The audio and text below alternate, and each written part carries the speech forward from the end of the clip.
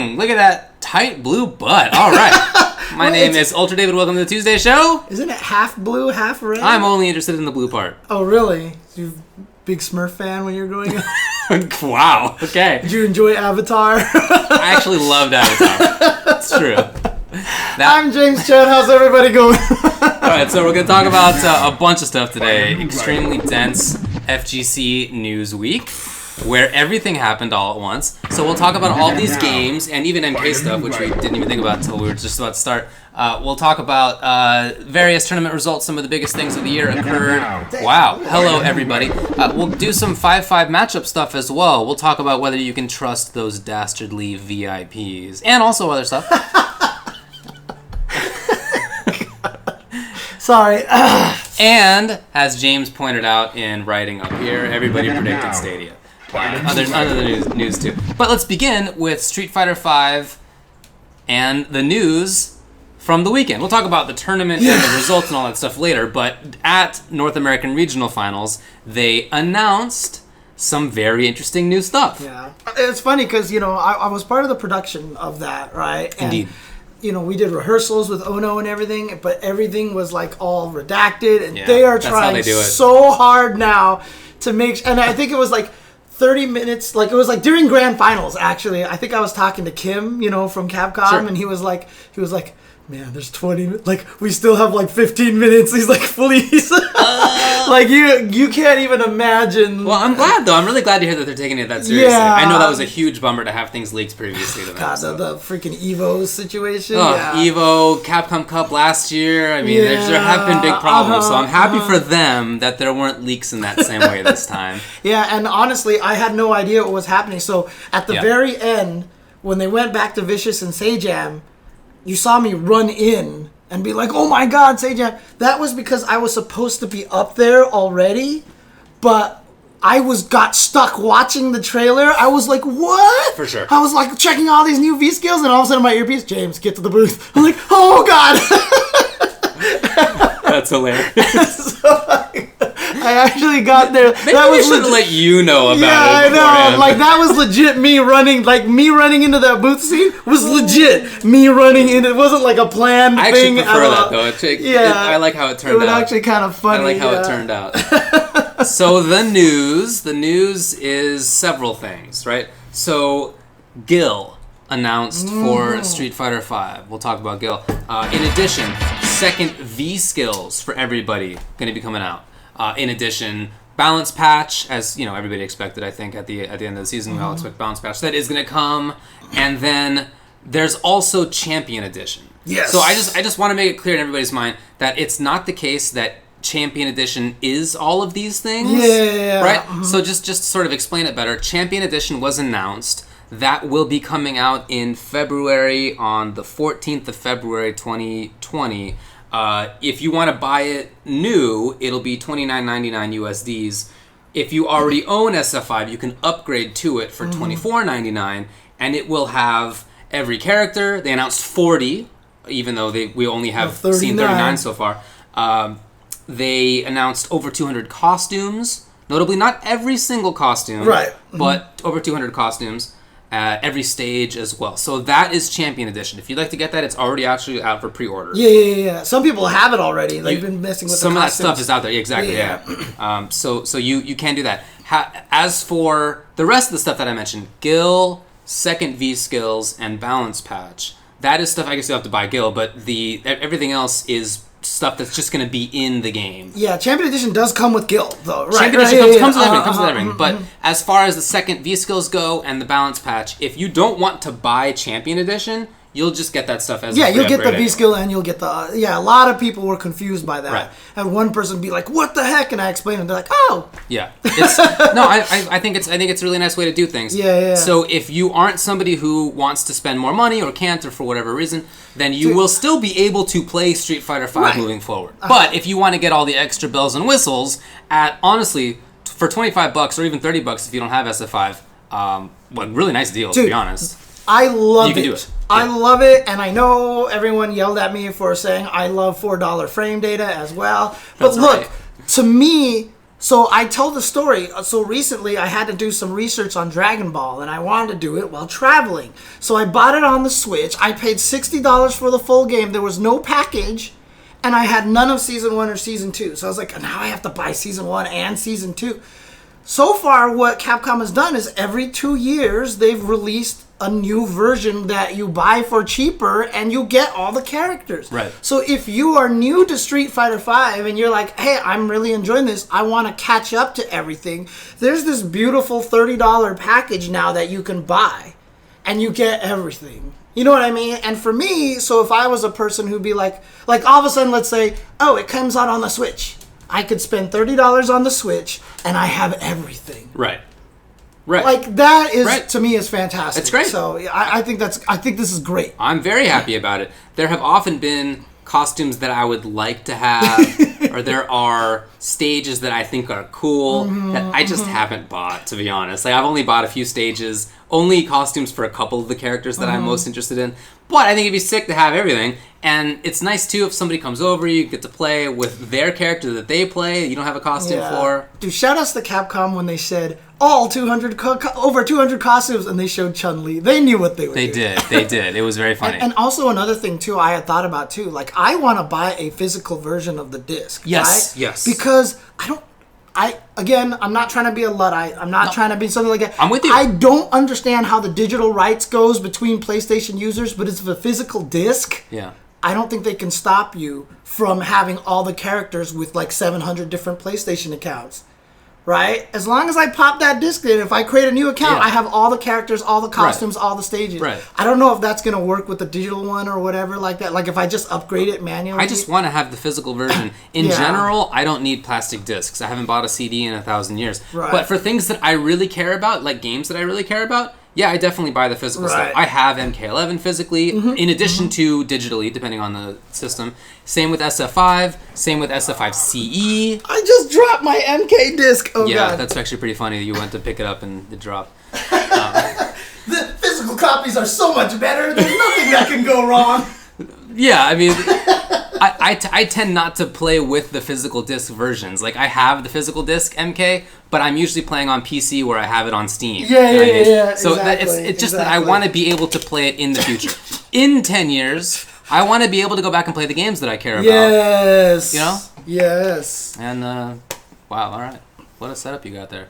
Anyway, you'll be able to buy it as a plastic disc if you care about that. Let's talk about the stuff that they have announced. Gill, second V-Skills, and Balance Patch. Look, I mean, I guess there were some rumors before that Gill might have been there. I hadn't heard any of that. There were rumors, sure. I hadn't heard any of it. But there were rumors about other stuff, right. But I'll tell you this right now. When Gill showed up, I had, that blew my mind. I was very surprised. I thought Yuri and Gill costume basically all negated Gill. That's exactly what I thought. Exactly. But as soon as the stage came up and I saw the red sky and the blue sky over there, I was like, Gill?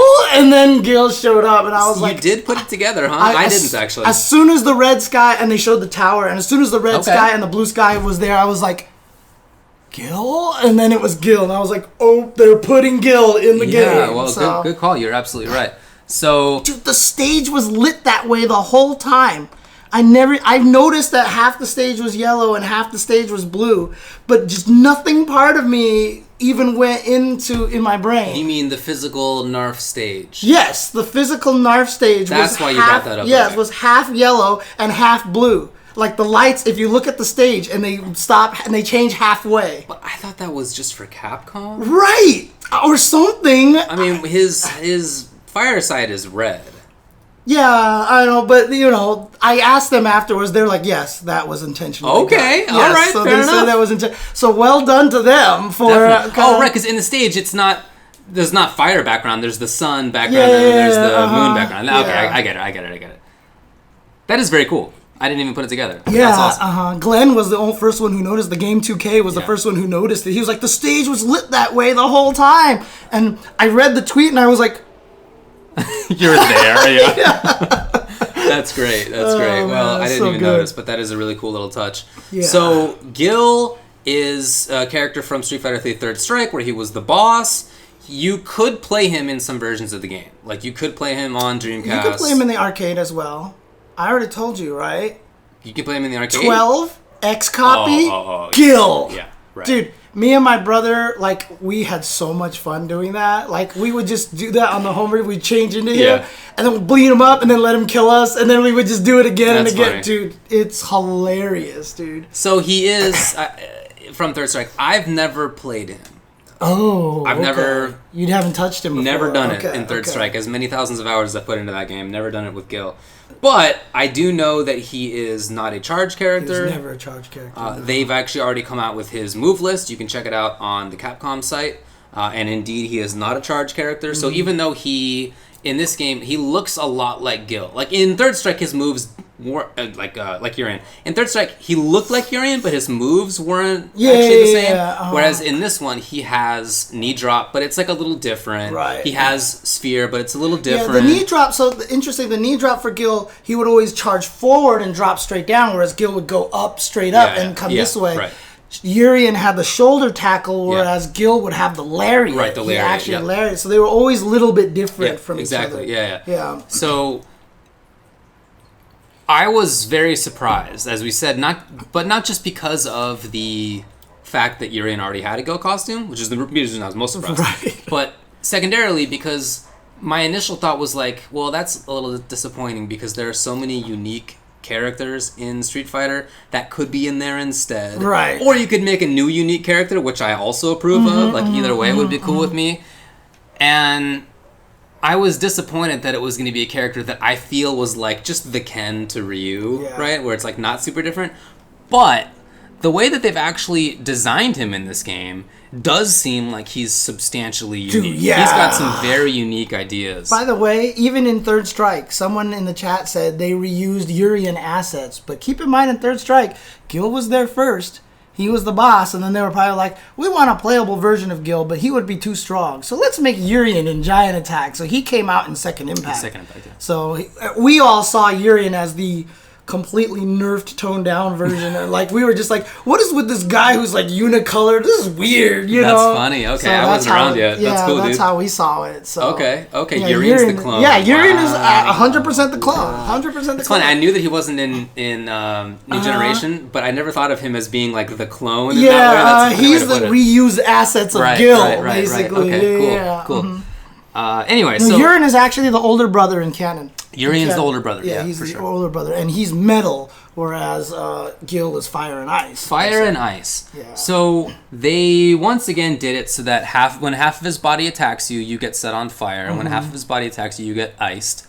But what's cool is that they added like a new sort of mechanic called retribution, of all things. Shoutouts to the name. So retribution is when you set the opponent on fire and then hit them with an ice, or if they are frozen and you hit them with a fire, right? And that like does stuff. There's like a kind of explosion you see mechanic, like a big pop, right. And moves have different properties. So like one looks like it wall bounces, one causes a big pop up. Right. Like there's like different things that you can get. So you have to know what state they're in. Yeah, exactly. You have to keep your eye on that, which is a different kind of a combo conversion thing that has existed in SF5. Yeah, and they also released a really confusing picture where they're like, he has two different poses depending on what side, and it confused a lot of people. They thought that meant on one player's side he has a different set of moves than on the left side. No, it's because the way that it worked in the original, I don't know why they chose not to mimic it this way, but in the original game, when he goes to the other side, they swap him around. So on one side, he attacks with if he attacks this, it's the fire arm. But if you swap him to the other side, he attacks with the ice arm because they're always facing forward, right? And so on one side, you would get caught on fire. The other side, you would get caught on ice, right? But the thing about it is the general result was always the same. Right. It was just the added effect if you were on fire or ice, right?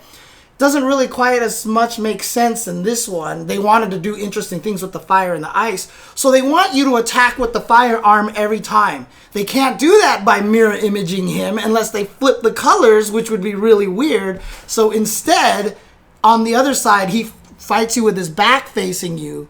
the hitbox and the moves are all going to do the same property, but it makes sense so that he will always be attacking with his firearm, which is facing forward. That's the whole entire thing. So, knowing that, I think that's kind of cool and sounds unique. And as soon as I found out about that stuff, my concern that he seemed like kind of a clone that I felt was a waste of a slot. Yeah. Now I don't feel that way. Now I'm looking forward to seeing people convert with the character. I don't know that he's the character I want to play. Right. Mm-hmm, but people are going to find interesting things. People will find interesting things. Absolutely. And again, for me, it's just falling in line with what I think have been amazing character designs, like the Season 4 characters. Right. I mean, Kage might have been a little underwhelming just because he turned out to not be good, but like I still think he had an interesting character design. It really felt like they were trying to appeal to Street Fighter. He's definitely SF40 evil. Right. Of course. But, Lucia, Hana, Poison, I thought were amazing. I thought, like, Gill was really interesting. Sagat was really cool. Even back to Manat and Zeko. Yeah. Like, I feel like the latter half, and I feel like Gill is just right in there. So I'm actually really excited with that. I'm excited as well. By the way, shout out to Brockety Brock and Science. Thank you for the subscriptions. Do people actually really have Twitch emotes that are just raw colors? Who is this? Is Mike 2 or something? That's crazy. Okay. It's raw color blocks. So... Like, I like what they did with Sakura if she just was animated well. Like, I love Cody. I think Cody's super great. Cool design. Yeah. Well, design maybe needs some help. But Anyway, so there's that. Then he has, of course, 2 V skills, like everybody will in the future. He's obviously got 2 V triggers. The one V skill looks like it, brings fire down in some way. The other V skill looks like it, pops out some ice. So he's got, we'll see how that stuff all plays out. But I am not sad about it anymore. But the interesting thing is, that V skill, his V skill 1, changes depending on the trigger that you picked, I think is what it said. That's one V skill. Because remember, V skill 2 is blocking. V skill 2 is blocking. You're absolutely right. My bad, the fire or the ice is dependent on the trigger that you pick, is what they said. So if you pick V trigger 1, then he gets... If you pick one of the V triggers, he gets the fire V skill. If you pick the other V trigger, he gets the ice V skill. I see. And for everyone confused about being called blocking. Right. That's the Japanese term for parrying. They've always called it blocking. It was always called, in all the promotional material of the original Street Fighter 3 New Generation, it was called blocking. But in America, we had already called it blocking, so they switched it to parrying over here. Whereas regular blocking was called guarding in Japan. And so... They called it blocking is confusing. I feel like they should have probably localized it a little bit more, but it's too late now. So I guess we'll see. As far as the blocking parry V skill goes, I think those are generally not that great. Well, it's probably not instant. And they said that you do have to predict high or low, whereas Ryu doesn't even have to do that, right? So Ryu always has that advantage. So it's basically Abigail, but without the bumpity bump. I don't know. We'll see how that goes. But I am, in conclusion, much happier about the character's inclusion after having learned about him than I was in the initial, during the initial trailer. I was like, man. And then, an hour later, I was like, okay, pretty cool, actually. Yeah, for me, when the trailer came out, I was like, did I really want Gill? And as it was going, I was like, huh. And so I kind of came around a little quicker. So what do you think about his Pyron outfit? That's going to be confusing, right? Because then, how are you going to know? Well, I guess it's not going to really matter. It doesn't really matter. I mean, I hope for that one they just make them both face frontwards anyway, right? He doesn't even have his back face you. But, I mean, it makes sense. He's fire, but the ice part of Pyron will be kind of weird. Yeah, I suppose. But I mean, whatever, right? It's cool. And then his battle costume, kind of, people are saying, looks like Ogre from SFXT. I would say that I don't agree with that, by the way. Woo! Thanks to an anonymous cheerer. I mean, look, he's got, the chest guard, and he has the helmet with the plume, but it's very clearly, Roman or Mediterranean, whereas Ogre is definitely like Aztec or Mesoamerican. I feel like it's pretty clear. It was just because it looked like he had an SF Cross T target combo. He did, yes. Yeah, it does appear that he has that. Yeah, but I did see another meme involving that costume that I thought was kind of funny, but I'm not going to talk about it right now. So, all right, spicy. Anyway. But Gill. In a promotional picture they showed later on, they showed all of the Season 1 characters, Season 2 characters, Season 3, Season 4, and then Gill and new challenger, question mark. So they definitely revealed that there is a 40th character coming. Yes. I don't know. It's always hard talking because when Michael Martin and like Carolyn are like standing right there and I'm speculating with somebody else. Right. And I'm like, I look at them and like, you guys don't have to say anything. Right. I know. Yes. But there's only 39, you know, like, did they reveal this? And they're both like, yeah, so, of course, yeah. They don't tell us anything. The rumor has been Seth, just in the way that the rumor was Gill, but the rumors were other characters too. Yeah. Rumors have been Goken, for example. Oro, Sea Viper, Shodown is just like right there, and I'm still really I think that's the only downside of me seeing Gill was just basically me like it's not Shodown, you know, and it makes me sad. So. I really hope it's not Seth. I really hope it's not. So, but some people are saying maybe they might put them in there because the arcade modes don't have the real bosses for those series, right? So when you play Street Fighter 2 arcade mode, you fight Bison at the end, you know, et cetera, et cetera. But Street Fighter 4 and Street Fighter 3 don't have Gill and Seth. So I guess that was kind of the logic. Maybe you put Gill in there to put him at the end of 3, and then you put Seth at the end of 4. I guess. Yeah. Why don't they just make a character like Peter, you know, Seth? He's just in the game, and you just can't use him because he's terrible. I would be happy with that. I would be more bummed if it were Seth than if it was Gill. But that said, they have been doing a really good job at bringing characters back and making them very interesting. So I don't know. Maybe they would make Seth more interesting. And that plus, archetype of having everything, I just don't like. Yeah. I always think it's a stupid archetype. But like the thing is, he hasn't quite gotten there yet, right? So maybe he's like Seth learned everybody's moves, you know what I mean? So maybe he'll like fight like normally. Things, yeah. I mean, like Gill, maybe he's divine creature kind of thing, because the one thing is, and a lot of people have told me, it's a very famous voice actor, did the voice for like, apparently I'm not a geek. You're not a geek. Because I don't know that he did the voice acting for like 7,000 things. On Twitter, somebody said that to James. James was like talking about the voice actor, and the guy was like, if you don't know who this voice actor is, then you're not a real geek. I'm not a real geek, yeah. But, I mean, because in Third Strike, clearly he had voice modulation.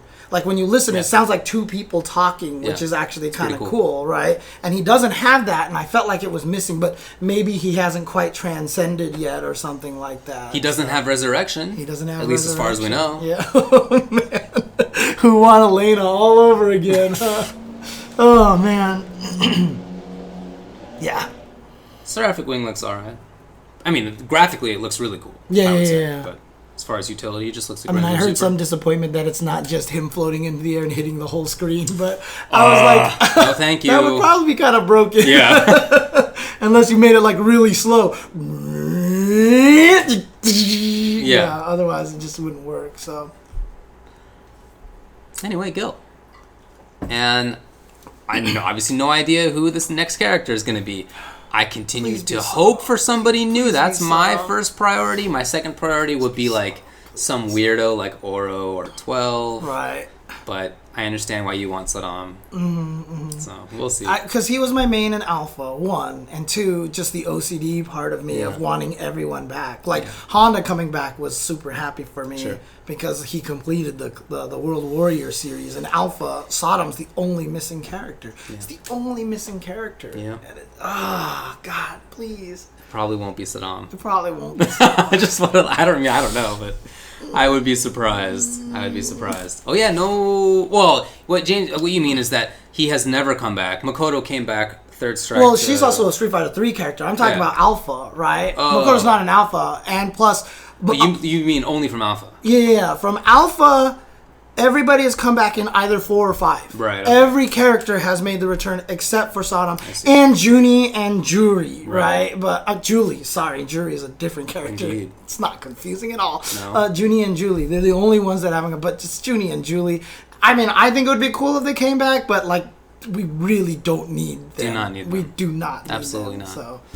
Maki and Ingrid don't count. Their home version. Ingrid. They're PSP version only. Come on. Nobody knows who Ingrid is. Right. Maki is originally from Capcom versus SNK, right? Eagle is originally from Capcom SNK, and Ingrid is originally from the Trash Can, so it doesn't matter. Wow. Also, I'm pretty sure Eagle was in SF1. Yeah, he was in SF1. Yeah. But I just mean as a usable character. Oh. That's what they were, so.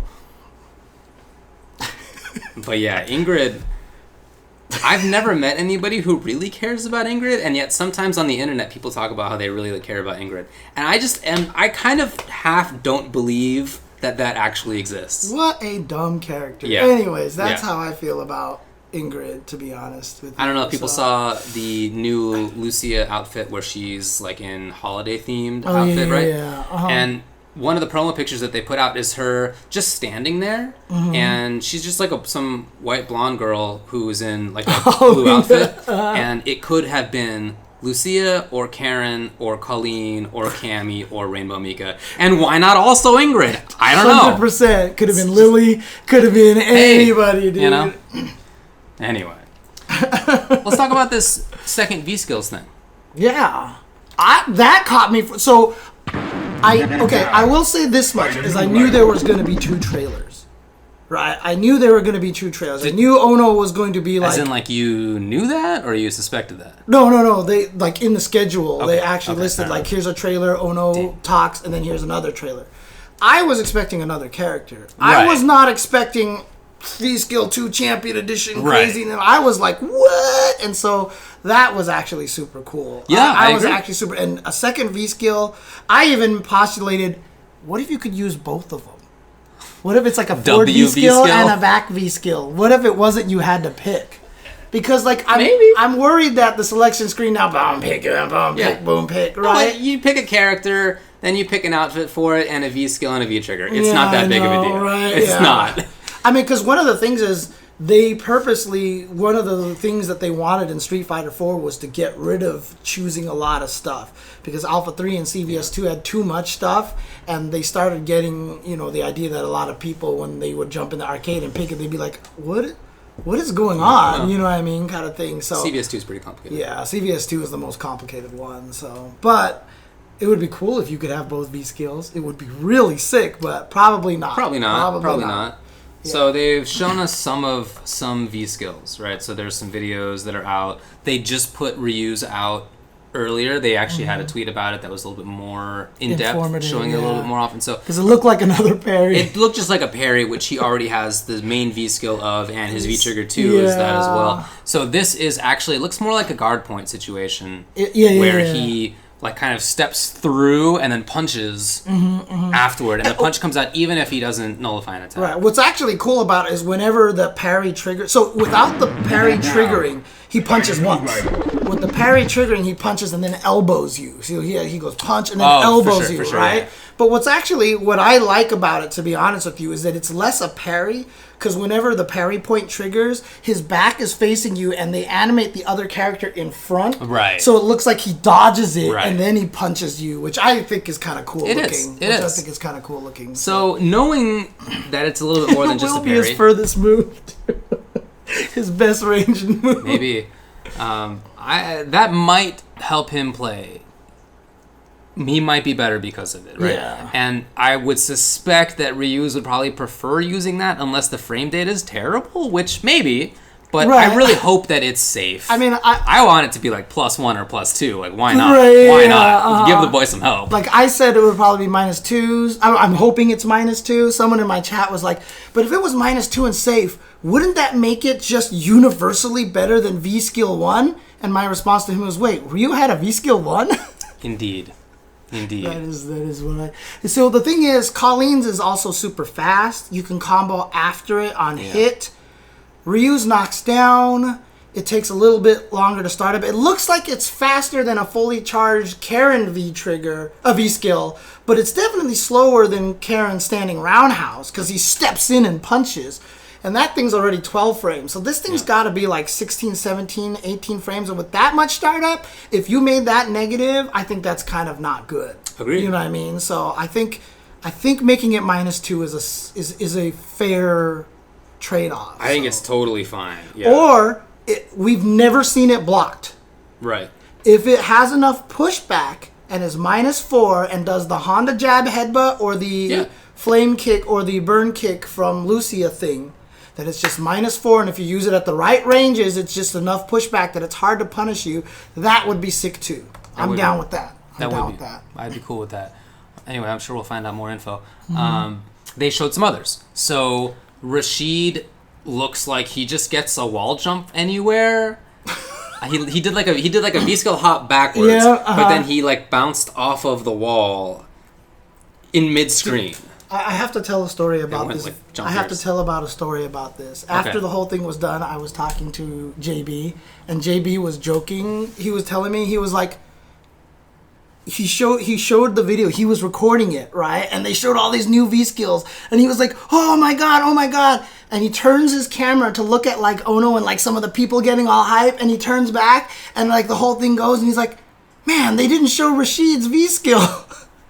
And Shine was like, what are you talking about? It was clearly there. And so he showed the video, and it's literally, he turns around, it turns back, and you see Rashid get swept, and then it cuts away, and like, he literally missed it on his video. That's hilarious. That's funny. It's hilarious, dude. I was like, just the other week at Canada Cup, Rashid, JB was complaining to me about how they keep buffing Rashid. True story.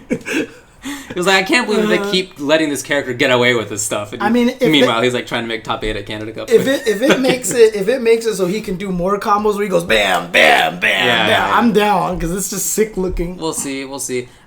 Jury V skill 2 is basically Milia hair thing. I know, everyone's like, well, I guess Washiga is like jury main. Correct. So it's clearly what Washiga is doing. Is Milia player obviously in Guilty Gear and battle director SF5. So.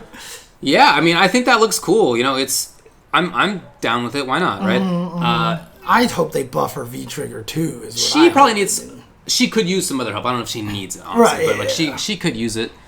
But that sounds cool enough by itself, right? I mean, you get to create more mix-ups with that. She does naturally have things that go over the opponent, so and she'll be one of the rare characters. I mean, a few characters like Cody Rock and stuff like that, but she will now be a rare character who will get a free media attack on everybody. If it has enough active frames to cover both wake-ups, and she knocks you down, she throws it up, she can walk up and let you block it and then put you. She doesn't have to worry about she can just block. If you do EX uppercut, it'll be blocked, and then they get hit by the disc, you know, and stuff like that. And very few characters in this game get that benefit. Definitely. And so that's a huge buff. I absolutely agree with you. Because her V-skill 1's not that great. No, it's very situational for sure. Very matchup dependent. Other characters, they showed Zeku. He gets a little animal friend to come party with him. And but the crazy flying across the screen in the one pose. In the pose too, which is great. But it's lore. Because Strider's always thrown the cat, and so it's just like, it's so cool. But it's not a cat. I'm pretty sure it's a ferret. I'm pretty sure it's a ferret. Yeah, he has a ferret. I figured it'd be like a raccoon or something, but I don't know. Okay. I think it's a ferret, but still, it's like the cutest thing. It's very amusing, little animal there. So there was a video that came out with Ryu and Ken has the tumble kick. He has the tumble kick from CVS2, which apparently can be charged to be plus on block. Because that's what I always called it in CVS2. I've never heard anybody call it the tumble kick. Because CVS2, it just looks like he falls over and kicks you. It's the funky kick. That's what I always called the original kicks in Super Turbo. Right. Those are the funky kicks. Those are funky, but the CVS2 funky kick that's funky kick in that game. No, that's in the same way that like Hurricane is always Hurricane. Well, but it's a different input. It's reverse uppercut DP. He's never had that input before. But that people always called it the same thing. But it was never part of the same. Everywhere I've ever talked with calls it funky kick in both cases.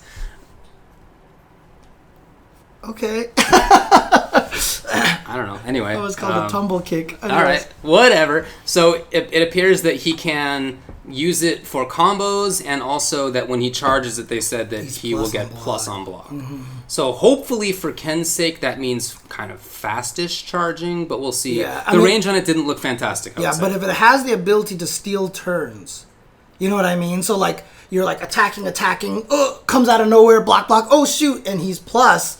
And now you got to deal with it. I think that's great. It's kind of like, you know what it basically is if depending on how fast it charges, it's like a focus attack in Street Fighter 4. Because you know how when you charged a level 2 focus attack and then you made him block it and dash forward, you were usually plus on block, right? But if you did a level 1, you were usually negative on block. So it's going to be kind of that mindset, you know? That sounds cool. Yeah, I'm down with that. That sounds cool.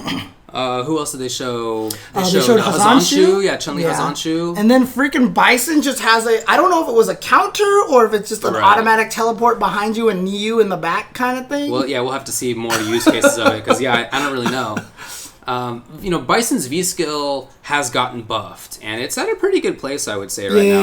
It's not something I actually think it's underrated, too. Yeah, I mean, he doesn't get like a ton of usage out of it, but that's probably good for a character that's already that strong and that already has a good V-trigger, too, that's 2 bars. Like, I don't know that you need to have a great, useful V-skill for him. I guess we'll see. Hazanshu, I mean, could be cool. Depends on how fast it's airborne, depends on how safe it is, how far does it travel, like all that sort of stuff. Yeah, and there's a lot of interesting questions too, because like for a lot of the characters we haven't seen, right? Like one, there's the question of how can you make a V-skill more useful than the one that already exists? For like Balrog, right? Balrog dodges fireball, gives him an overhead, gives him all this stuff like that. What can you do to him, right? But then here's the other question. What about characters who basically have useless V-skills like Cammy? Like Armika, like Armika, right? Now she has a practical V-skill that's not just this crappy microphone that nobody ever uses. Yeah, there's really not a real use of that thing, right? Yeah, that's very interesting to see. Characters like Vega would be, Nash, right? There's a bunch of different characters that could definitely use a stronger V-skill. I know me and Olaf were talking about this. We're gonna be like, V-skill 2 for Geef is going to be his green hand. I don't know. Ugh, and both of us are hoping it's not. I hope it's not. I really hope it's not the green hand. Well, okay, I mean, I would be okay with it if they found some interesting way to use green hand, but it can't be used in the same way that it's been there in the past. Yeah. Because nullifying fireballs doesn't really matter that much, and he already has V-skill to do that, and he already has forward fierce to do that. He's already he already has Lariat that works at half screen. He's already got plenty of ways. And he doesn't need to get closer after SPD because he just is after dash anyway for 3 of the 4 SPD strengths. That's the thing is people want EX green hand is what they do. And they want knockdown. But do you think they're going to let this character combo? Hell no. Absolutely not. Hell no. Absolutely not. I wouldn't want them to. I probably wouldn't want them to either. Yeah. They won't let him do crouching jab, okay?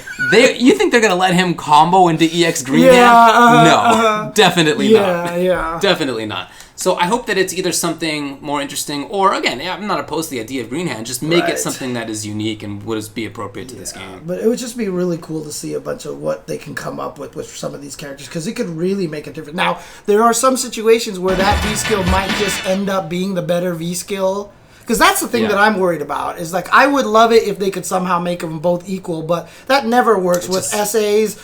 SA Super Arts in Street Fighter 3 with, the Ultras in Street Fighter 4, even the V-triggers. It's very rare that there's both of them are equal. If they can pull it off, that's great. I don't expect it to happen. But for some of the characters who really do have crappy V-skills, it would be nice to give them actual V-skills. I highly agree. Dude, Zangief actually with the Q-taunt would actually be kind of sick. Can you imagine that? Oh my god. Oh, boom! And now all of a sudden he takes less damage, and then boom, less damage. Maybe G's V-skill.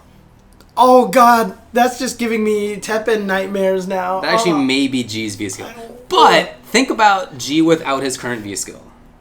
It's hard to give that up. Yeah, that's true. It's hard to give that up. Right? That's true. Hard to give that up.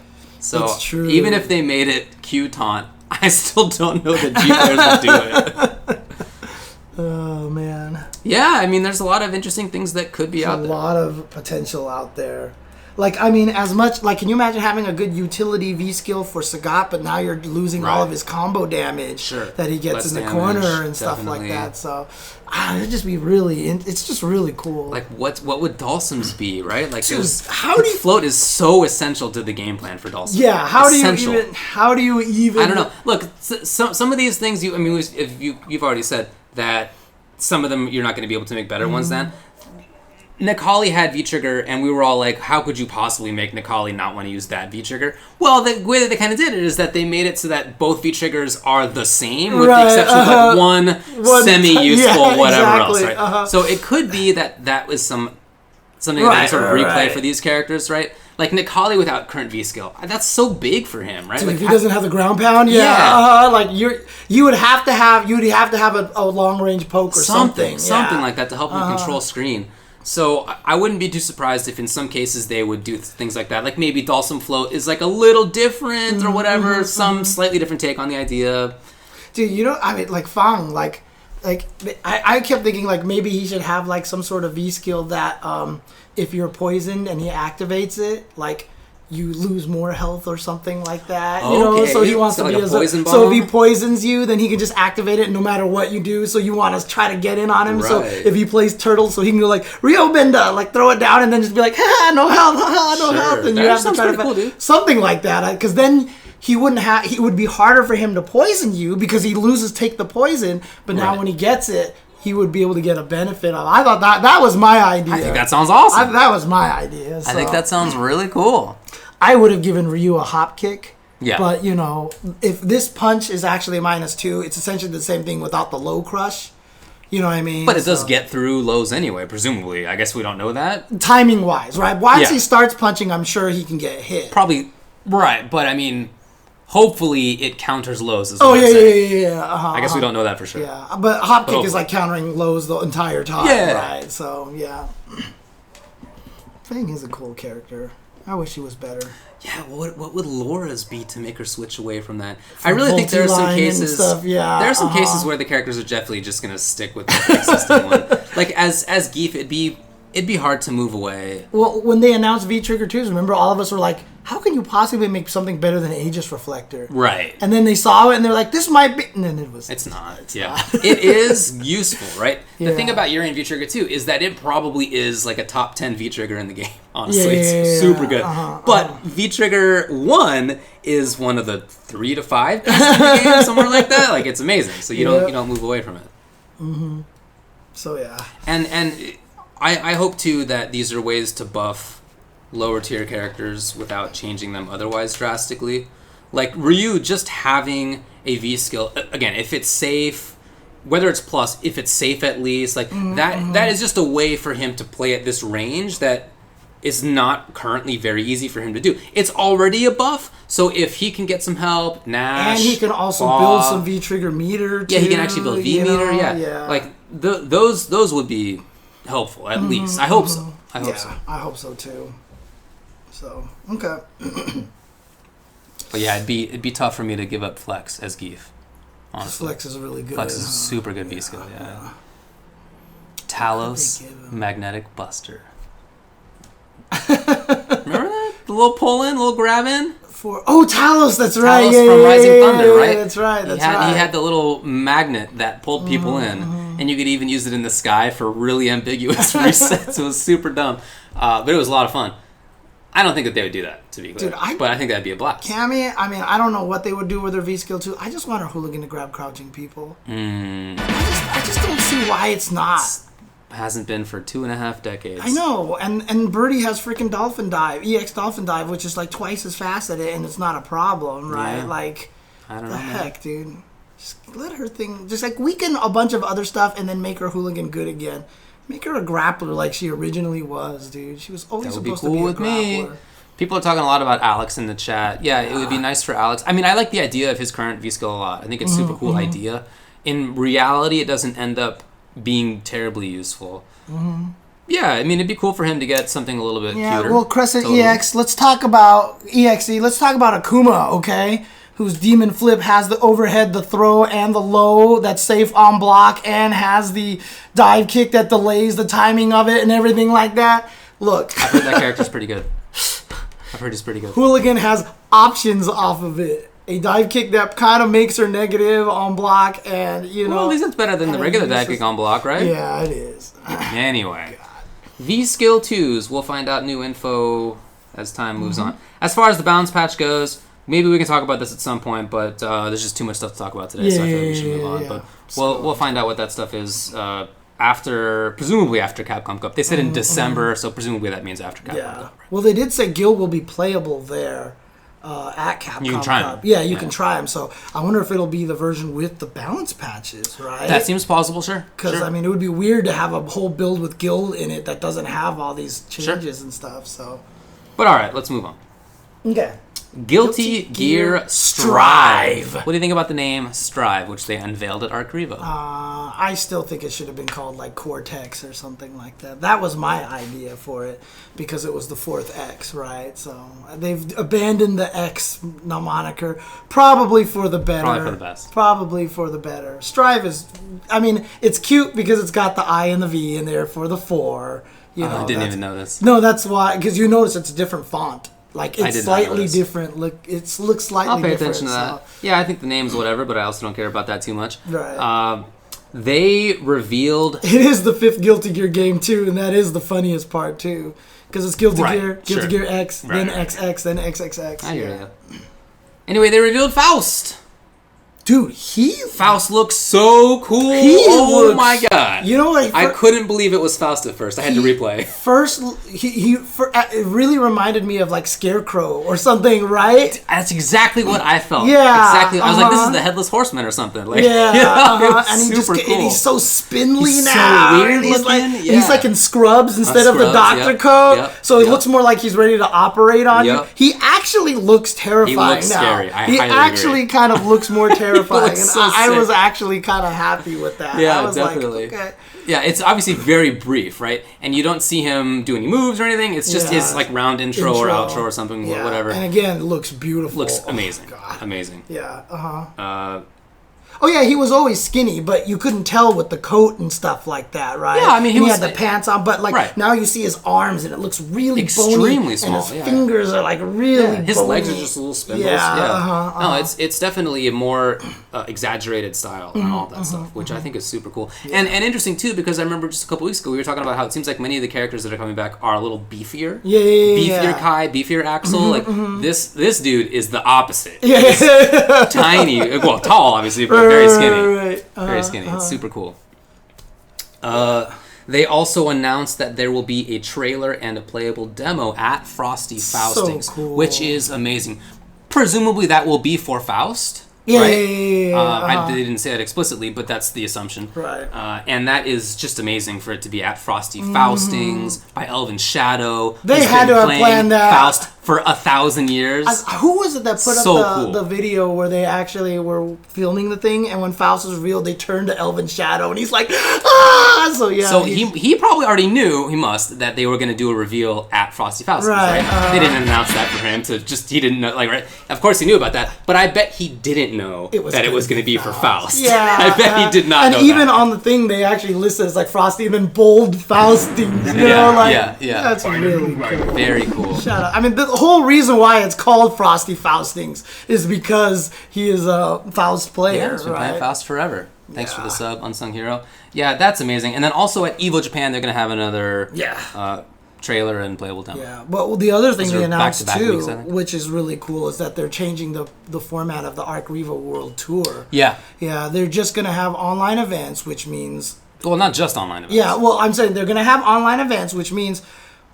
They better do something with the netcode. But then also, we'll talk about that in a little bit. Yeah. But then everything else is like the dojo events. Right. It seems like it doesn't matter how big. So they're probably going to have a weird way to like weight them, because it didn't sound like they. Well, no, I think they're still going to have majors. But they're also going to have whatever they're calling their dojo events. Okay. I don't remember what I wasn't sure. I couldn't tell. That's how it seemed to me. That was my understanding. Maybe I'm wrong, but that's what I took away from it. Yeah, but I mean, honestly, everybody needs to do the dojo events thing. Yeah. That has been like the coolest idea. That's right. They're called Daredevil events. Daredevil events. Genius. Yes, yeah. Love it. I think here comes a new Daredevil. So I think that's like really, really cool. And I think, Well, yeah, Daredevil events. Obviously, this new season is only BB Tag and why can't I remember the name? Grand Blue Fantasy Versus. Correct. That's it. Yeah. But that's because they also announced that Guilty Gear Strive is coming out late 2020. Mm-hmm. For some reason, I thought it was going to come out earlier than that. But I'm surprised to hear late 2020. But that kind of makes me happy because then when Daisuke, was like, yes, the UI is not finished, all this stuff. And like they had a survey there, which people at ArcRevo that people could fill out. And one of the questions was, is rollback netcode a necessity? And that gives me hope that late 2020 means they would have time to implement it if they said, let's do it. Now, here's the interesting thing, right? They'll probably have this survey in Japan. And Japan probably won't care about it as much. But look, if the survey was phrased in such a way that you're like, why not say yes? You know what I mean? Why would you not? It's not like they had an open-ended list of things, and they were just like, what do you want to see? And some of us would have written rollback netcode, and many of us would not have. In that context, where they're specifically asking about it, why would you say no? Right? One of the options was, I don't watch the world burn. Yeah, okay.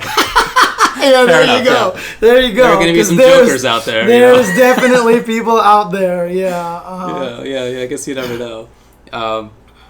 But the game was there, right? So the game was at ArcRevo. And people were able to play it. Yeah. And so we got a lot of feedback from many people. There were stations that anybody could play on. I read the first day were just a couple, but then they added more the next day. And then there were also, VIP. Yeah, I mean, look, people. All I'm saying is that the nice thing is all the most of the feedback that I've read so far has been positive. Yeah. But these are the people that were plied with grapes and feathers and giant feathers. We'll talk about this. Yeah.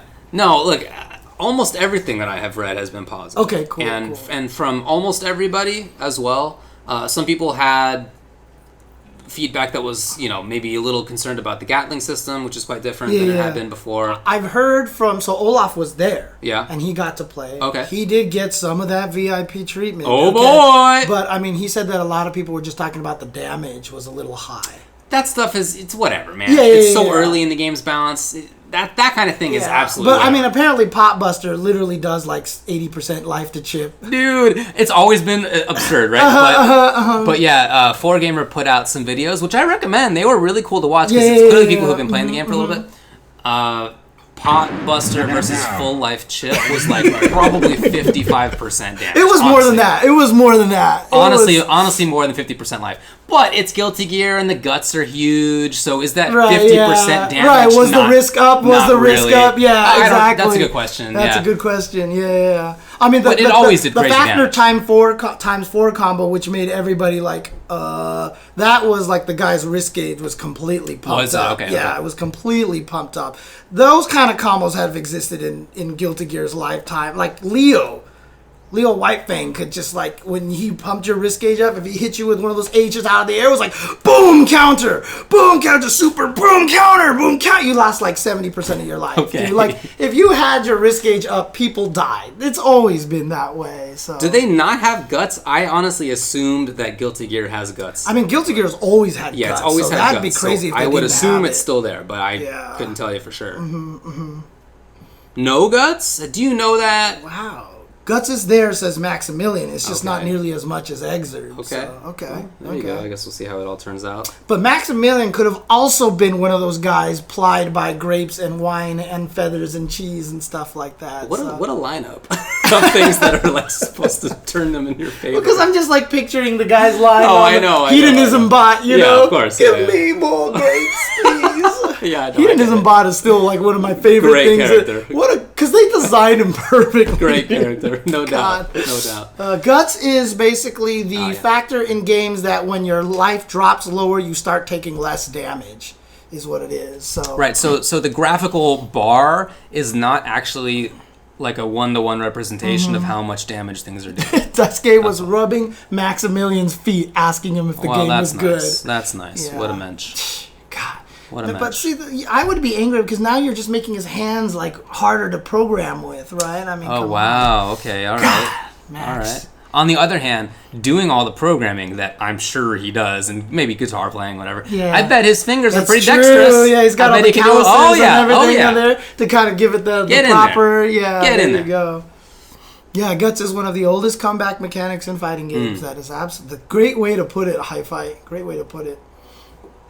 But yeah, anyway, so far everything that I've seen about it has been very positive. Like a lot of people, but what's interesting though, I don't know if this is necessarily true, but Olaf kind of noticed this. But he's noticed that a lot more of the XX players, the old school players, before Guilty Gear kind of went even crazier, seem to really like the game. Okay. And that some of the people who maybe just started with Xrd kind of like it a little less. Interesting. That was his observation that he told me. Okay. And that's an interesting point, right? Because I definitely saw like Kugi and Marlon Pie are like... Because Marlon Pie was like, Xrd is dead to me now. Right. Like, I'm sure he's joking or whatever that. Yeah. But, I mean, Kugi is as old school as it gets, you know, for Guilty Gear and stuff. So a lot of the old school Guilty Gear players seem to like it because maybe the pace actually feels a little more old school Guilty Gear-ish. Interesting. Know? So I would say that in watching it, which I've done quite a bit of. So, well, just sorry to interrupt, but Maximilian says, I was feeling like it's a bit older Guilty Gear.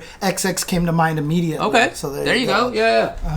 I enjoyed watching it, and to me, completely uneducated, it looked like a Guilty Gear game. Like the air dashing around, the way that people were converting, all that sort of stuff. The RCs, like, it looked Guilty Gear, but again, I'm not an expert. So. Yeah. Oh, and RX says Marlon Pie was saying that because it wasn't on the tour. That's why Xrd was dead to him then. I see. Okay. That's fair. That's fair. Well, I think it looks like a very interesting game. It's obviously beautiful, but the gameplay... It looks cool. I mean, again, to me, it looks like Guilty Gear, but I'm no expert. We'll have to be wary about how beautiful, though, because Mike Z did say that Heavenly Potemkin Buster was 18 seconds long. I saw that tweet. Yeah, that's right. That could be a problem. Okay, maybe that's a little too long. That could be a problem. I haven't seen the animation. Yeah, I know. I mean, if he's just like, boom, like, if it's like that... That was like 3 seconds. 18 seconds is actually extremely long. Because remember Zangief's stupid little spinny thing in the air? I do. That was 10 seconds long, and we were already talking about how long that was. If that thing is like, that might be a little much. They might have to fix that. I mean, we'll see how it goes. Yeah. But yeah, it's the RC system is way better in SCVI, says Maximilian, but there were moments of SF5 counter hit baits going on, leading to practically crush counter moments. Yeah, I heard the counter hits in this game are nuts. I mean, look, the idea of crush counters is not a new idea. Mortal counters have been out there for a long time. Counter hits been out there for a long time.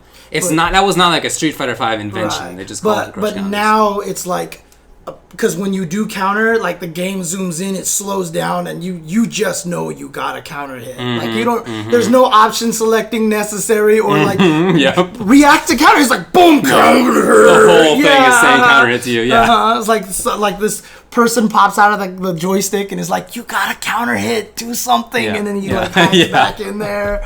I mean, seriously, dude, it's crazy. Definitely. Oh man, yeah, the game is really cool looking though, and people keep coming up with like someone, because like, you know, the wall mechanic where you splat them to the other stage part, right? People are like, but you're resetting neutral.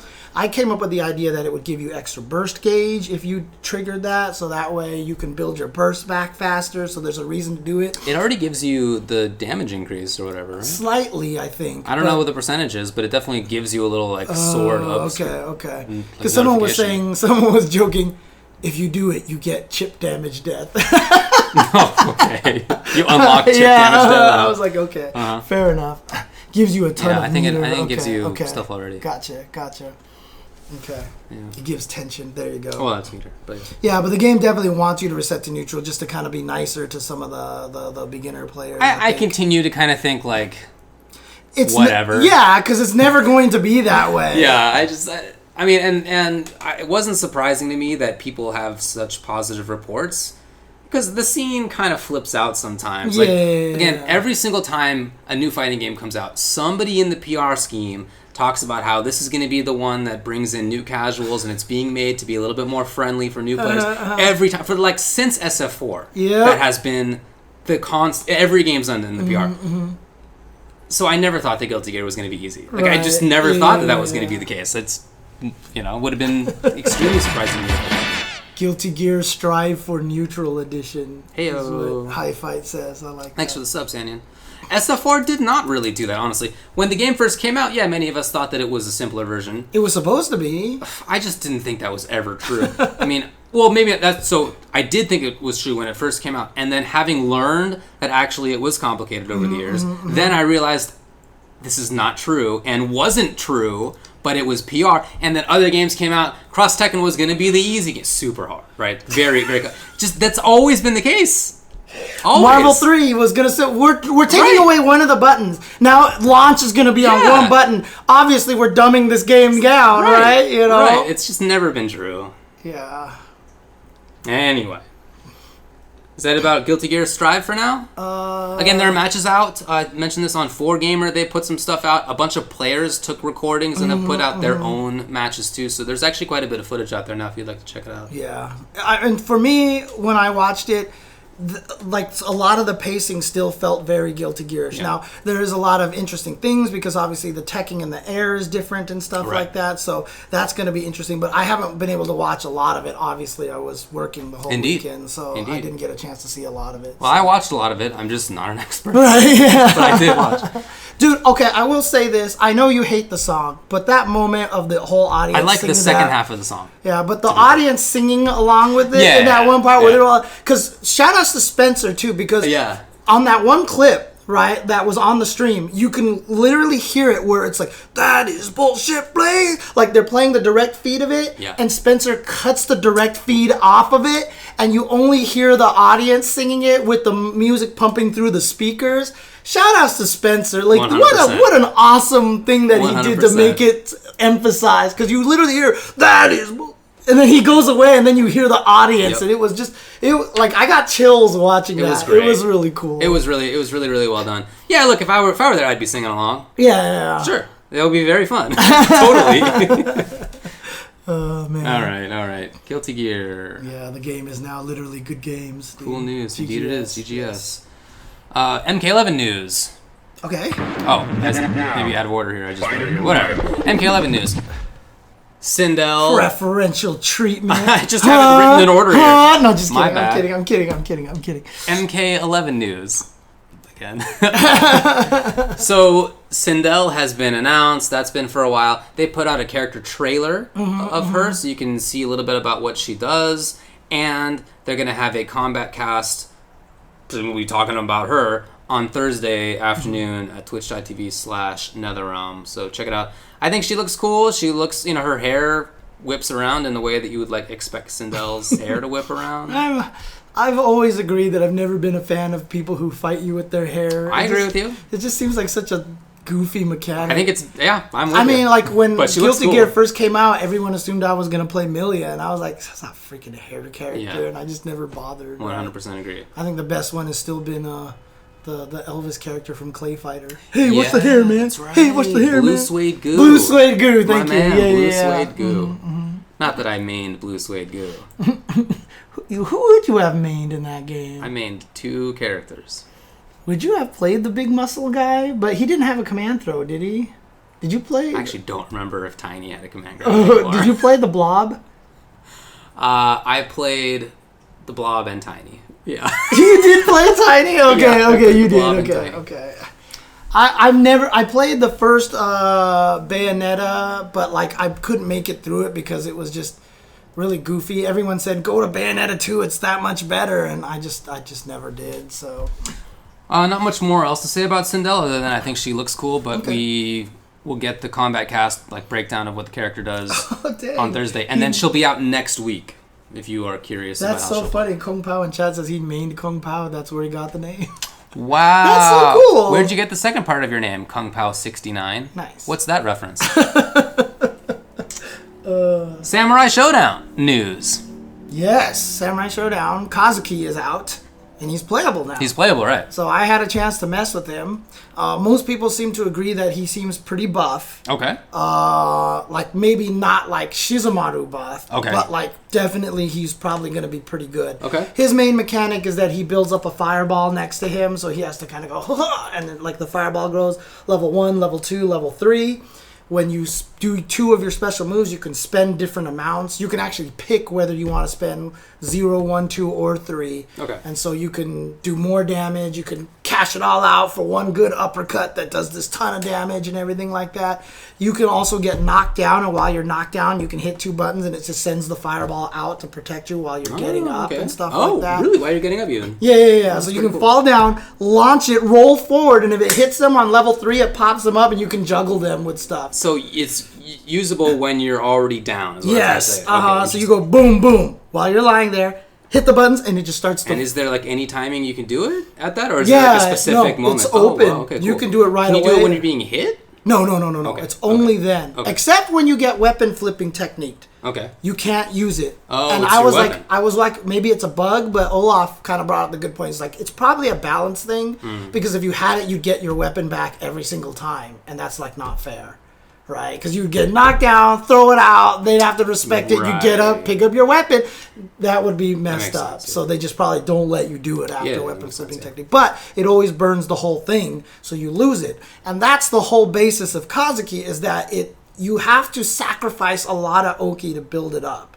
Most of his knockdowns give him long enough knockdown that he can, and then he's good. But you sacrifice you just don't get to put any pressure on him. So he's one of those characters that you have to decide whether you build it up or not. And when you do build it up, you get some good ass rewards for it too. Because like comboing into the fireball is like plus 28 or something. So you can just run up and keep comboing and stuff. The level 3 one can't even be reflected. Like it just erases every fireball on the screen and just kills you and stuff. And when you use it once, it's gone. You have to level it up again. Like I said, it depends on how much you want to use of it. Well, okay, but if you are at level 3 and you spend level 3, it's gone. Okay. Yeah, but you can spend, like one combo I do that is a level 2 into a level 1. I see. So you can spend it that way. That's pretty and cool. Stuff like that. So light punch version is always level 0. You don't have to spend any of it. You can actually choose to keep it if you want to. It's weird. I don't like the way they set it up, but light punch is level 1, middle punch is level 2, kick is level 3. I'm sorry, 0, 1, 2, and then heavy slash is 3.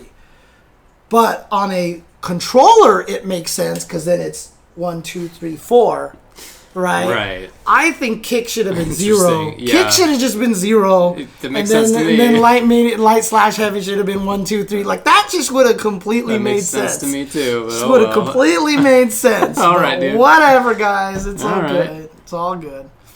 Yeah. He looked cool. I saw you when I first got here before we started the show. James was playing a little bit. He looks cool. Yeah, dude, he has some really cute little animation things too. So his sword is possessed by a demon, and if you get your sword knocked off while the sword is sitting in the ground, it's shaking and has the flames around it. Like the demon possessing the sword is like, pick me up, do stuff. Yeah. And then cool. when you're charging up his levels, if you get to level 3 fireball, that's the max you can charge it. If you make the mistake of charging it, he does the whole animation, goes, ha!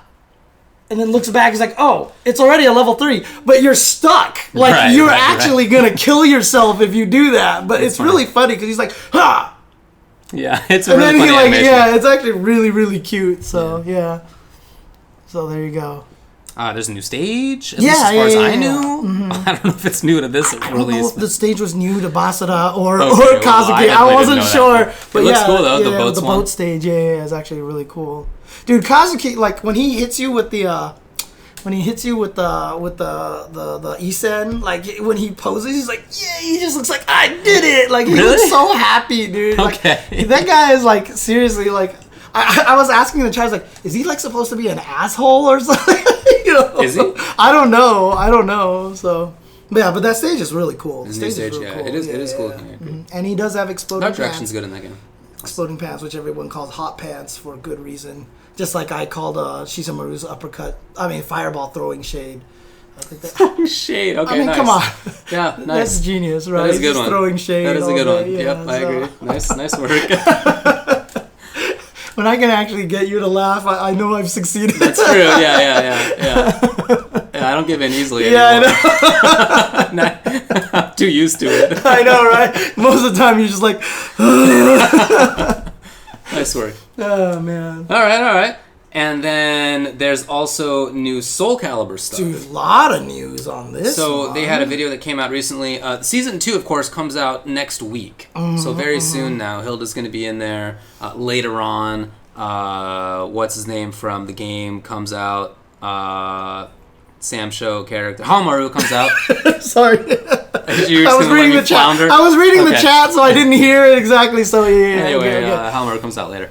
But along with the new season, there's also new stuff. Oh yeah, so they changed a lot of the mechanics. Yeah, new moves for everybody. But in addition to that, there's a couple new important mechanics. Defensive one called Resist Impact. That's basically like a souped-up guard impact. So that spends some of your meter. And for that, you can also get through unblockables, which is not something you typically do. And if you pull it off, you also build a lot of your guard meter back, the guard break gauge, right? So you get a lot of that back. So if you're about to die, you can try to land that carefully. Pretty cool. And then new offensive mechanic called Soul Attack. Yeah, that sounds like something. It says like it puts you into Soul Charge. Right. So you do an attack that ends up in Soul Charge. Yeah. So basically, the way that it's always been is that you always activate it by doing the little boom mechanic, right? But what? It's Soul Charge? No, it's something else. What is it? Soul something. Anyway, go on. But the Soul Charge is where you activate your let's like your Dark Force or whatever, your V trigger, right? Yeah. But the activation was always just kind of this blowback kind of thing, right? And so what's nice about this is, there's another way to spin it, so you have a new move, but it doesn't have that blowback, so it's an offensive way to trigger it, which is really cool. So there are some combos at least to go into it. I don't know if that's universal. We'll see. Might not be universal, but I guess we'll see how that goes. So that's cool. I mean, changing it up a little bit. Yeah, they also said that the reversal edges, the little focus attack things, apparently will not trigger the clash on block. Yeah. Which, I mean, do they just mean the unblockable one? That's what I assume that they mean, yeah. So what does it do now? I guess I don't know. Maybe there just is no more unblockable that was my version? assumption. But or maybe it just does a little bit of damage and that's it. Right? It could be. I guess I don't know. Yeah. But my assumption was that it just didn't have the unblockable anymore. Right, yeah. I'm not sure how that works. I was hoping that they wouldn't do the reset on Clash. Anyways, because of there was the way that two of them led to the Clash. Anyways. I can't remember exactly how it went. I've never liked Reversal Edge, but I know. I thought it was alright. It's cool. I played a ton of that game. I thought it was a blast, to be honest. New stages as well, and one of them is the training mode stage, which goes on forever. Yeah, it has the endless stage, which is cool now. So you can practice your juggle combos without having to worry about resetting the stage every single time. Pretty cool. Even though resetting the stage was super fast. Yeah. It wasn't even like go to a menu. It was literally hit two buttons. It was pow when you were there. So. But yeah, that's cool. New DLC and new character creation stuff and new online mode or whatever changes to that. Definitely quite a few things for Soul Calibur. So I'm really happy for the Calibur scene. I saw people talking about this on Twitter in the Calibur scene.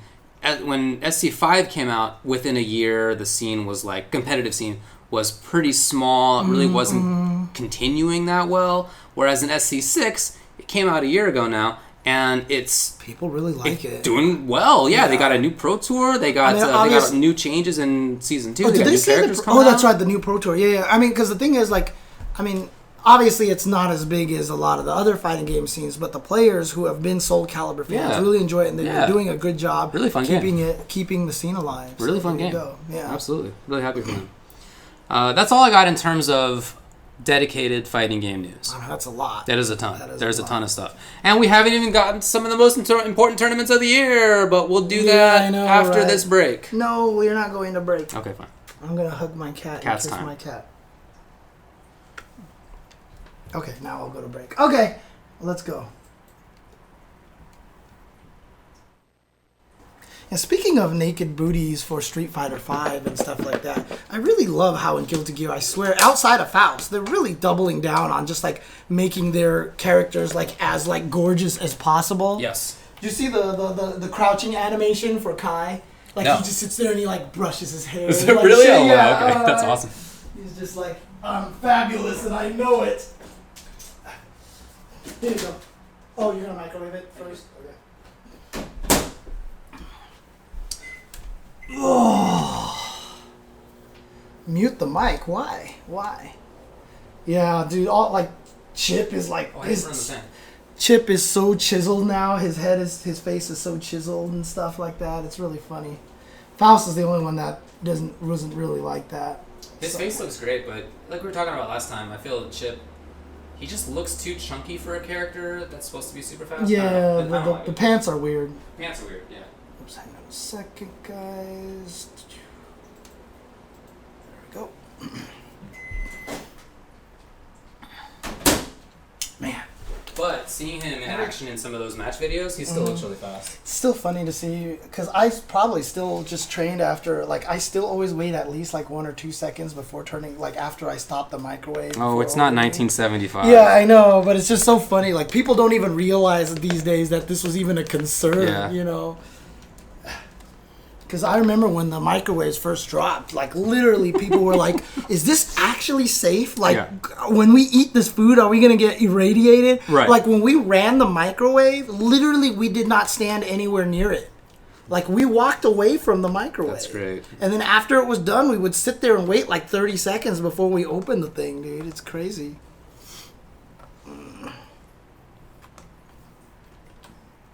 Every time I come home from these trips, man, my cats are so cuddly and it's fantastic. What's that? Yes, Joey Belladonna. Absolutely. I remember when microwaves I was alive when microwaves first dropped. And when we got the microwave, we had to... I mean, I was alive when my dad got his first VCR, and it was a big deal to have a VCR. That VCR was expensive. It was like $500 back then. Wow. Oh, back then even, geez. Yeah, not even counting for inflation. Dude, it was ridiculous. People don't realize how fast technology changes, man. Yeah, I was literally alive when all those things... I was alive when answering machines got invented. I was alive when rotary phones were still around. So was I. Yeah. TVs doubled as dressers. Yeah, when TVs were just like huge TVs, gigantic. Yeah. Oh.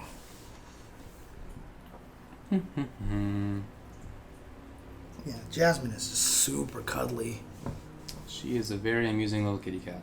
She's so funny. No doubt about it. She's goofy. It's like she's got that weird personality where like part of her is just like really silly, and then the rest of her is like really like, oh no, I'm super serious. You know, I don't know. It's just something about her. She's god. Oh god. 56 Ks. 56. I remember when there were only 14 Ks. Yeah, 14.4 modems. Yeah. We only had 14.5 Ks. It was crazy. Dude, I mean, I just busted out all of my old like 3.5 floppies. Like, from the closet. Yeah, I busted them out. I haven't copied everything off of them yet. But cool. When I was opening them up, I forgot that I also had a bazillion zip disks. And I have no idea how to extract that information anymore. That information might just be lost to time. Unless somebody out there actually just has like an old zip disk that still works somehow. I'm sure you can find zip that. drive, yeah. I mean, I went online to see if I could find old zip disks. There's USB zip drives out there that work on like older Windows models. Fortunately, I'm still wanting Windows 7, even though yeah, it's not even supported anymore. Yeah. But it's being end of life. But I heard that like. But they were like $200, because they just don't exist. Yeah, So if anybody has a drive for zip drive, because like I said, there's just a lot of like very personal, like, you know, all of our creative writing, a lot of stuff like that on it that I would love to just get access to and check out and stuff. Sure. I'm just wondering if we did the thing where we saved it on both floppies and on zip disks for double backup. Okay. You know, I don't know. So, yeah, zip disks were weird.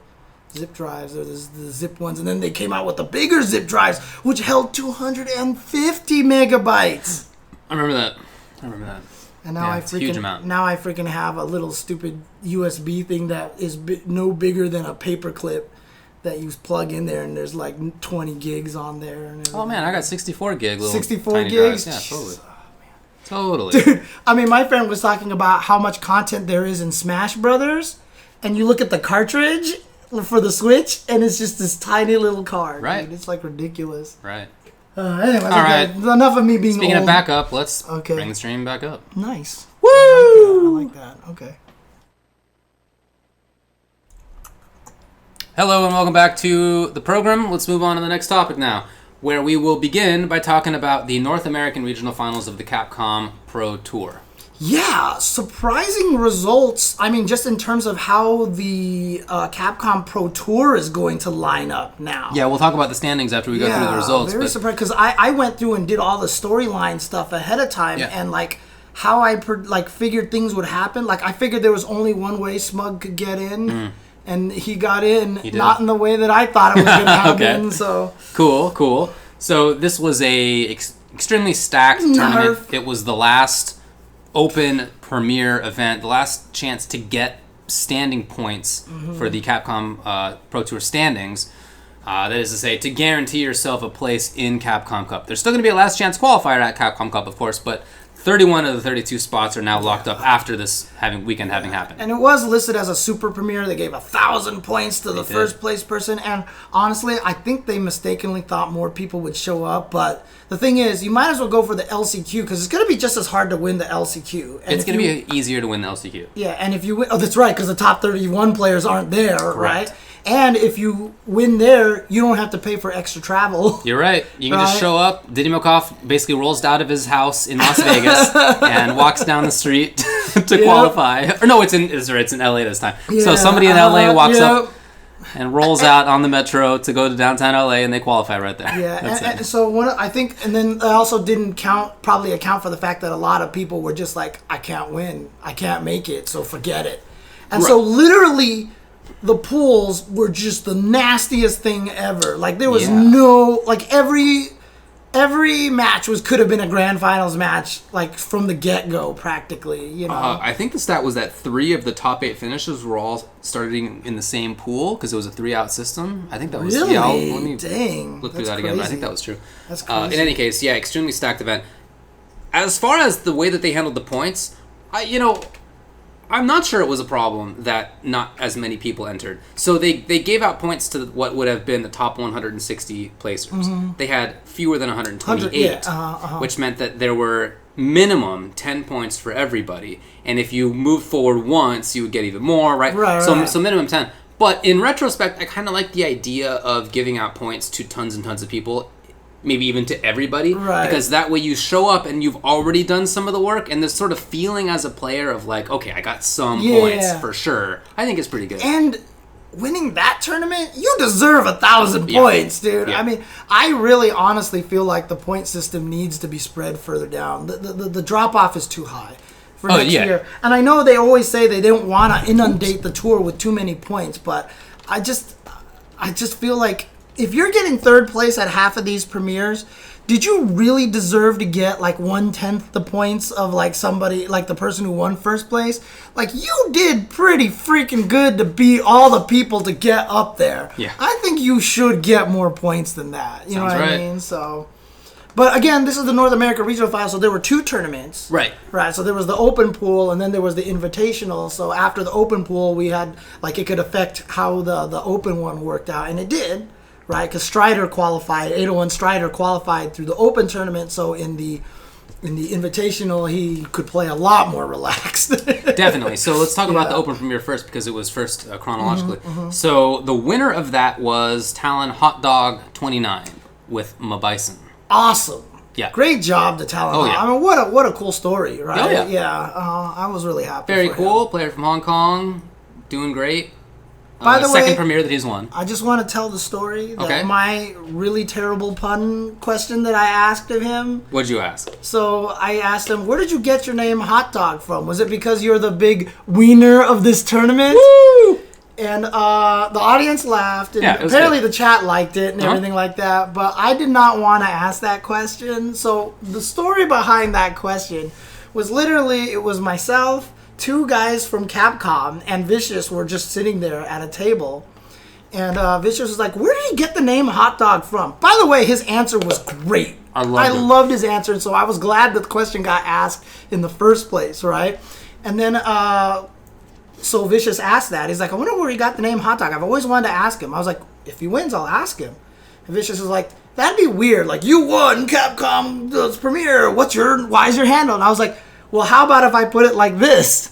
And I made the joke, right? And the two Capcom guys were there. They're like, you have to do that now. You have to do that if they win. I'm like, no, I'm not going to do it. I'm like, you have to do that That's now. great. Like, you are obligated to do that now. We are not going to let you not do that. Like, they were practically, like, blackmailing me. You know, like, and I was like, oh. And it was funny, too, because, like, I walked all the way around to the staircase where I want to go down. Now, there's a VIP booth there, like, where Ono and all the Capcom guys are hanging out. But there's a window that you can look through the VIP booth and look to the balcony where the Capcom guys and Vicious were sitting, right?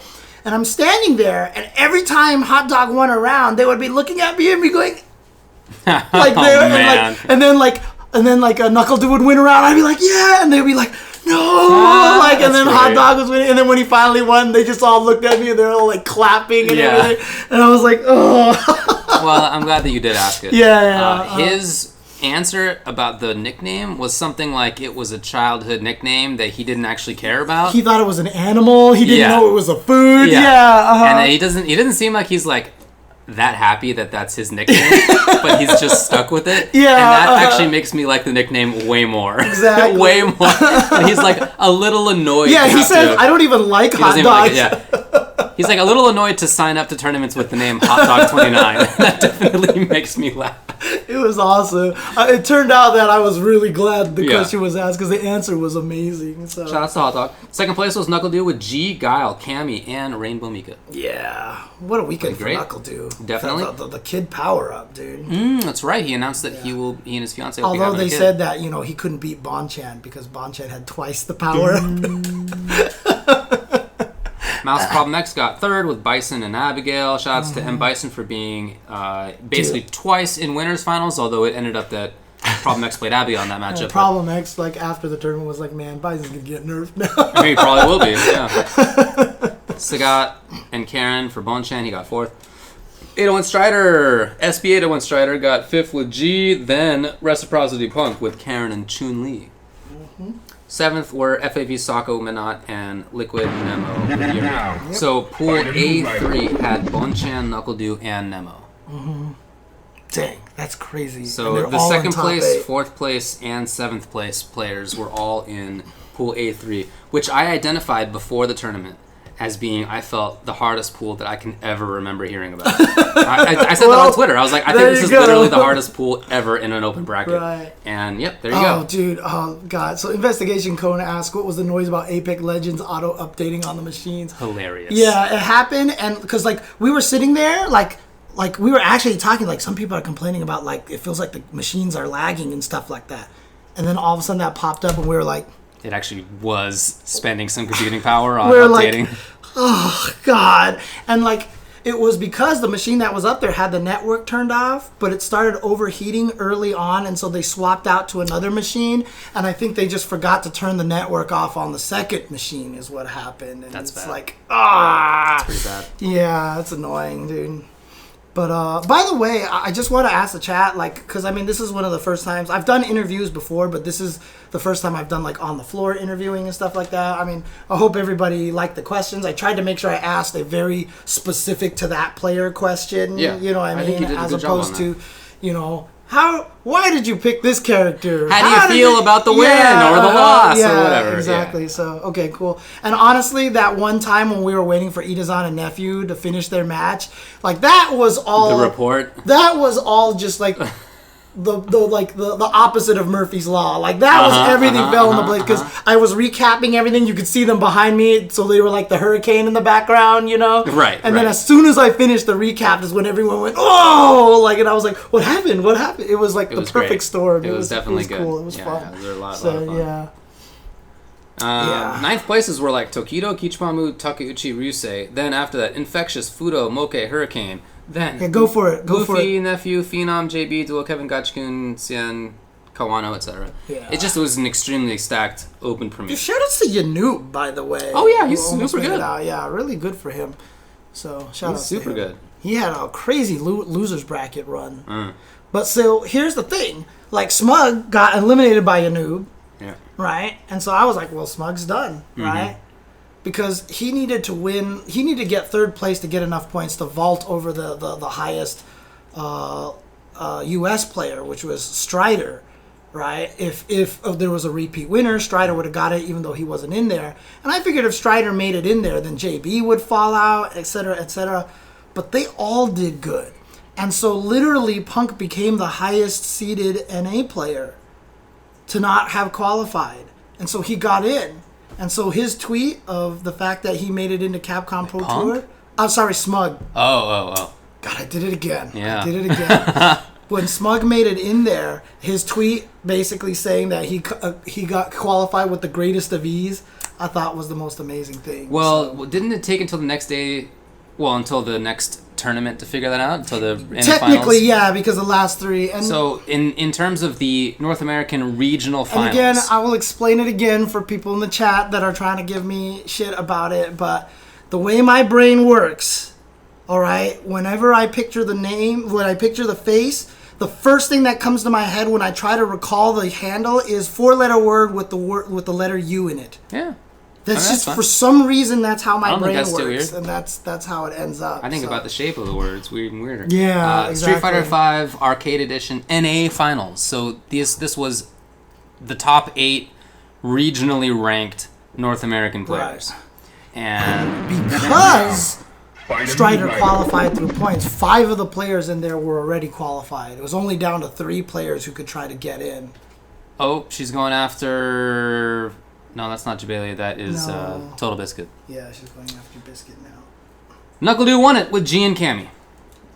Reciprocity Punk got second with Chun-Li, Karen, and G. It seemed to me like he was trying to play entirely his side characters until he then went to Karen. But, anyway, didn't work out for him. Third was E&D Shine with Ibuki, Lucia.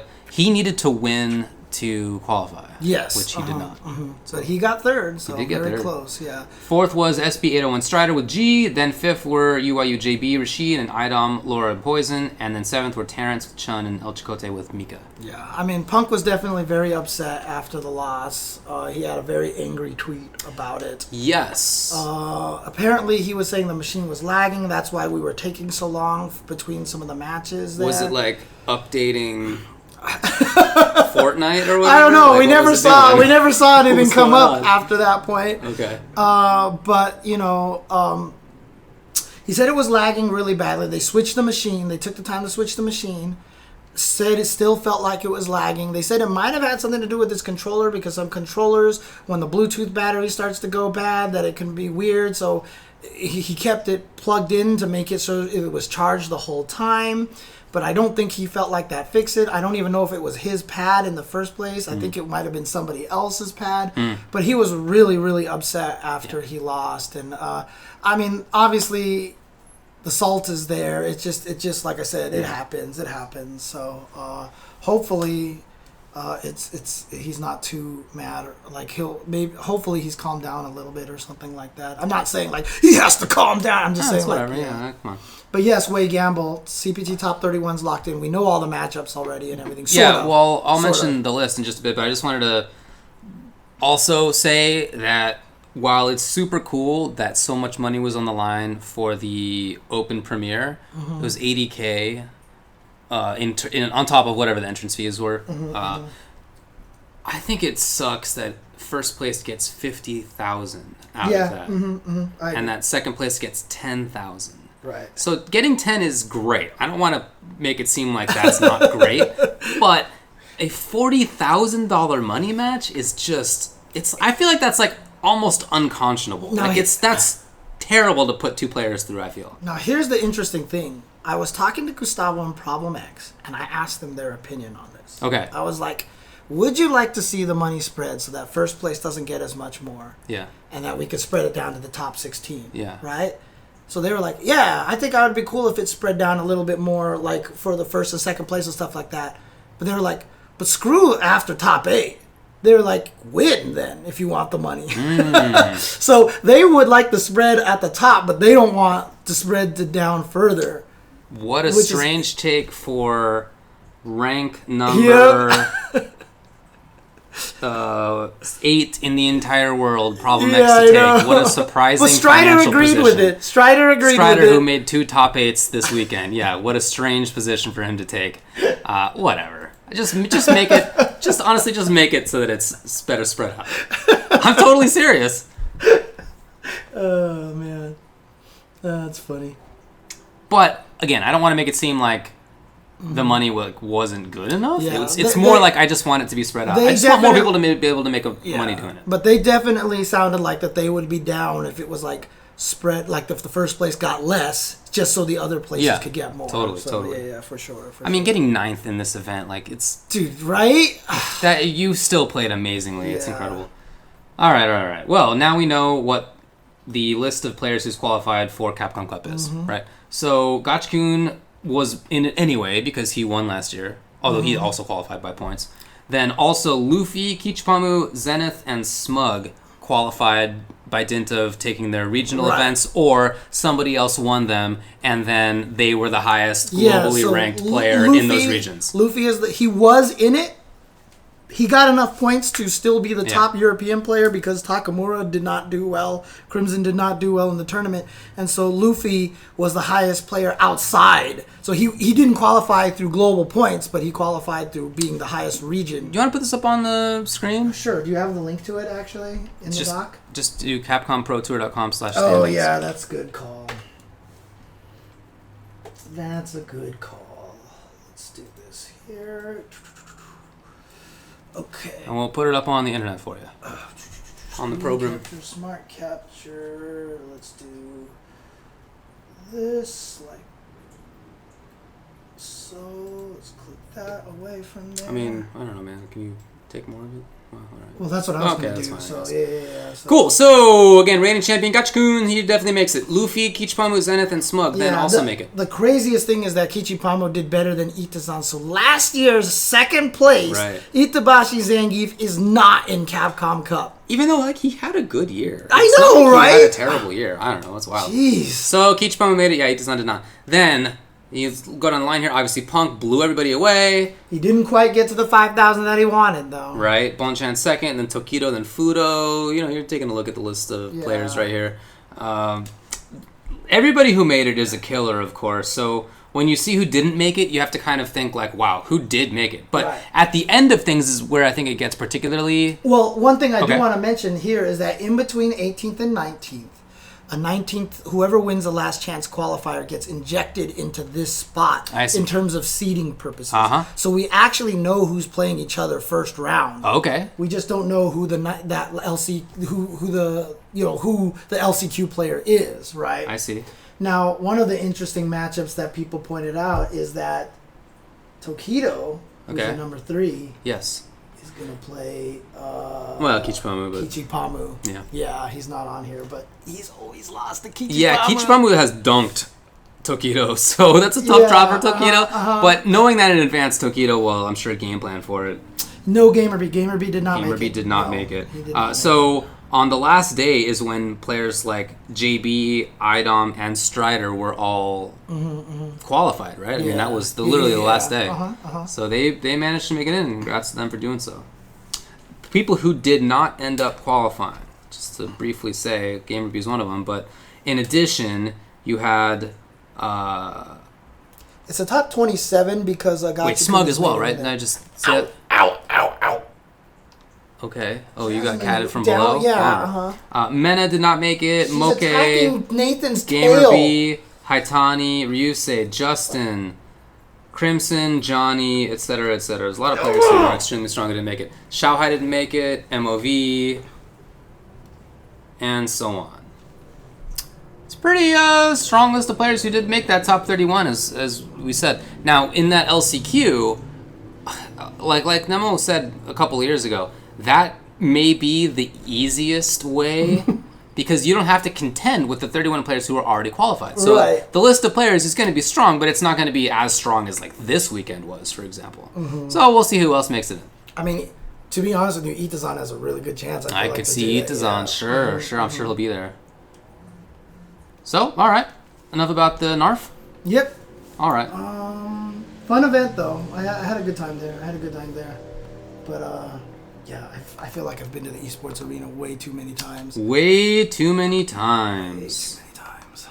Yep, I agree with that. I mean, Justin's already said he's not going to the LCQ. Right. But then people want him to go so badly, they're all trying to donate for him to go. That's not the issue. Yeah. Right? The issue is not the money of going from Las Vegas to Los Angeles. Exactly. But they're just trying to find a way to, like, guilt him. Like, we've donated enough, so you have to go now. Let the man hang out with his daughter. I know, right? Come Seriously. on. He's doing all right. All right. Let's talk about DreamHack Atlanta. Yes. And then we'll talk about the Tekken World Tour results. Mm-hmm. So this was a Masters event on the Tekken World Tour. Was the last one of those. So this was also going to determine who was getting in and who was not. Correct. Exactly. In addition to some of the dojo events that were going on, to be clear. But this was the big thing that was happening. And RB Anakin took it. What a good with job. Jack 7. Good job to Anakin, dude. Congratulations to him. I'm super happy. Definitely. Talent Kakoma got second. I mean, honestly, it's just showing how much parity is showing up in the Tekken scene as well. Mm-hmm. Like how hard it's been to win the Street Fighter stuff. Tekken is just like right there now. Every scene is so good. Yeah. So. Oh, definitely. And I feel like a lot of the pristine and sheen from like the Korea side of things has really been shattered. I agree with you, which is great. Awesome. Anyway, Kakoma got second. Then RBL Spirojin got third. Were there no Pakistanis at this tournament? I don't think so. Oh, dang. Okay. Yeah. Well. Then fourth was Saint. Then fifth was Jimmy J. Tran. And also Take. Then seventh were Talon Book and Mr. Taxi. Okay. I don't think there were. Anyway. Players like John Ding needed to have a super good weekend. That didn't happen. Man. John Ding is not in? John Ding did not make it. Dang. Well, we'll talk about the results very briefly. Okay. But yeah, like Rangchu got 13th. I heard that he lost super early. Oh, right? yeah. Like he lost in pools and had to make it out. Yeah, he had to do one of those crazy losers bracket runs. Yeah. Okay, well, there you go. Again, that plus some of the dojo stuff that was going on means that the Tekken World Tour, you can put this up here too. This is in the little chatty. Okay. This is in the chat, the run of show. Well, go ahead and keep talking about it to take me. Sure. So it's been finalized now. Now this is a different format in terms of how the finals work than the Capcom Pro Tour. Capcom Pro Tour is 32 players and they all put into a regular bracket, right? Double elimination bracket. Tekken World Tour gets 20 players and then they have the drawings and stuff to have the different group stages. Very cool format. So as a result, 19 players are going to be in this list, not 31. Right. This is what we're going to take a look at very shortly here. This is from Rick, the Hotto, who's been working on this stuff. There we go. So here's most of the players here, so you guys can see in case you're watching on the phone. So Ni took it. Anakin got second. These are in the points overall. This is in order. Lohai, then JDCR, Chikarin, Arslan Ash. Super cool. He's in there. Kakoma as well. Super Akuma. Super stepped it up. Yeah, definitely. Awais Honey from Pakistan as well. Usan, Double, Chanel, Rangchu's back. Abaldon Maestro. From Peru. Yes. Jimmy J. Tran, Nobi, Noroma, Shadow, and Saint to round it out. Oh, so Saint made it in. Saint did end up making it. Oh, dang. Good job to him. Okay, because I heard it was going to be tough for him to get in. Yeah, well, but he made it happen. So good job to him. Yeah, definitely. Very, very cool. So there's your list. Now, there's also going to be an LCQ. Yep, and that's going to be in the Bangkok, finals. Yeah. Thailand. That'll be taking place on December 8th. And what's the venue name, James? The venue name... Where is that?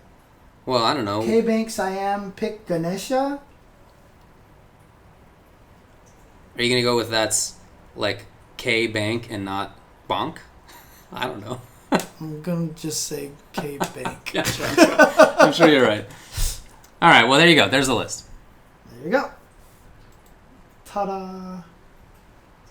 So, cool stuff. So, two of the Pro Tours have been finalized in terms of competitors. Yeah. And that's really cool. That's happening very soon, like you said. I mean, it's just in a couple of weeks in Thailand. Yeah. So, that was DreamHack Montreal. By the way, there was other stuff there as well. Boy, I definitely X'd out of that one too soon. Mars won Ultimate, Samsora second, then The Buzz. Brawlhalla was won by Sandstorm with Fate. Which event is this one? Dreamhack Montreal. Oh, okay. I'm sorry, Montreal. Atlanta. Okay, got you. Simple got second place with Thor. Then you had Noel, who got third place with Ragnar. Simple, the fighting game player of last year? I don't think so. Or for Simple? Okay, never mind. Fourth place was FP Cody Travis with Barraza and your favorite Lord Vrax. So, cool Brawlhalla tournament. Melee was won by Face Roll. SFI by Magnegro. Congrats, dude. That's super cool. Neon got second, and then FGC Jesus, and then John Ding. Okay. Who did better in Street Fighter than he did in Tekken. I mean, to be fair, Tekken was there's a little more stacked. Yeah. This was not exactly the super premiere. Mm-hmm. MK11 by Ninja Killa, and then Forever King, and then... Boy, there was actually a lot. Zefkai won Soul Calibur 6. Cake Assault won Rivals of Ether. Let's get out of here. Okay. There you go. That's the... Oh, wait, we still have, like, Street Fighter League. Oh, yeah, no, there's other tournaments, dude. Yeah. ArcRevo. Oh, that's right. Yeah, okay. We're still going. Yeah. ArcRevo America. This was the finals of the... ArcRevo World Tour. Yeah, I definitely heard, again, here as well, there were problems. Good work, Excited Beast. Monitors were laggy. I heard about that. They DQ'd people who were standing there. They didn't know how a loser's bracket reset worked. I heard that there were problems and people had to replay loser stuff or just were moved on. I heard some. Mm-hmm. So I heard there was not great organizational. I mean, again, this is like basically their first year of really trying to do a big thing like this. And again, I'm always the person who I'm always just like, you know what, give them a chance. Hopefully next year it'll be better. This sucks. Yeah. Oh, okay. So Nutacon's friend Baco, or is that your boy? Is that some? I don't know who Baco is, but in any case, Baco got DQ'd, even though he was standing next to the TO. Sucks. Oh, okay. That sucks. Yeah, that sucks. I'm sorry. He's an Axel. Okay, got it. Well, I'm sorry to hear that. You said he's an Axel, and I was that's right. I was like, that's not a good enough excuse to have him get DQ'd. I might have slurred it on purpose. Oh, okay, gotcha. Guilty Gear Xrd Rev 2. Guess who won it? Omito Johnny didn't lose a game. Oh, shout outs to him. Yeah, he literally did not lose. That guy is a little broken, dude. Extremely good player. And you know what's funny? Just watching him win. I mean, he looks like he's pretty awkward, but his face was completely placid. Oh yeah. It was just an absolute another day in the office. Yep. There was totally no big deal about it. It was a funny facial expression. Cha-Cha-Cha got second with Kume Hyun. Third, Daru Ino.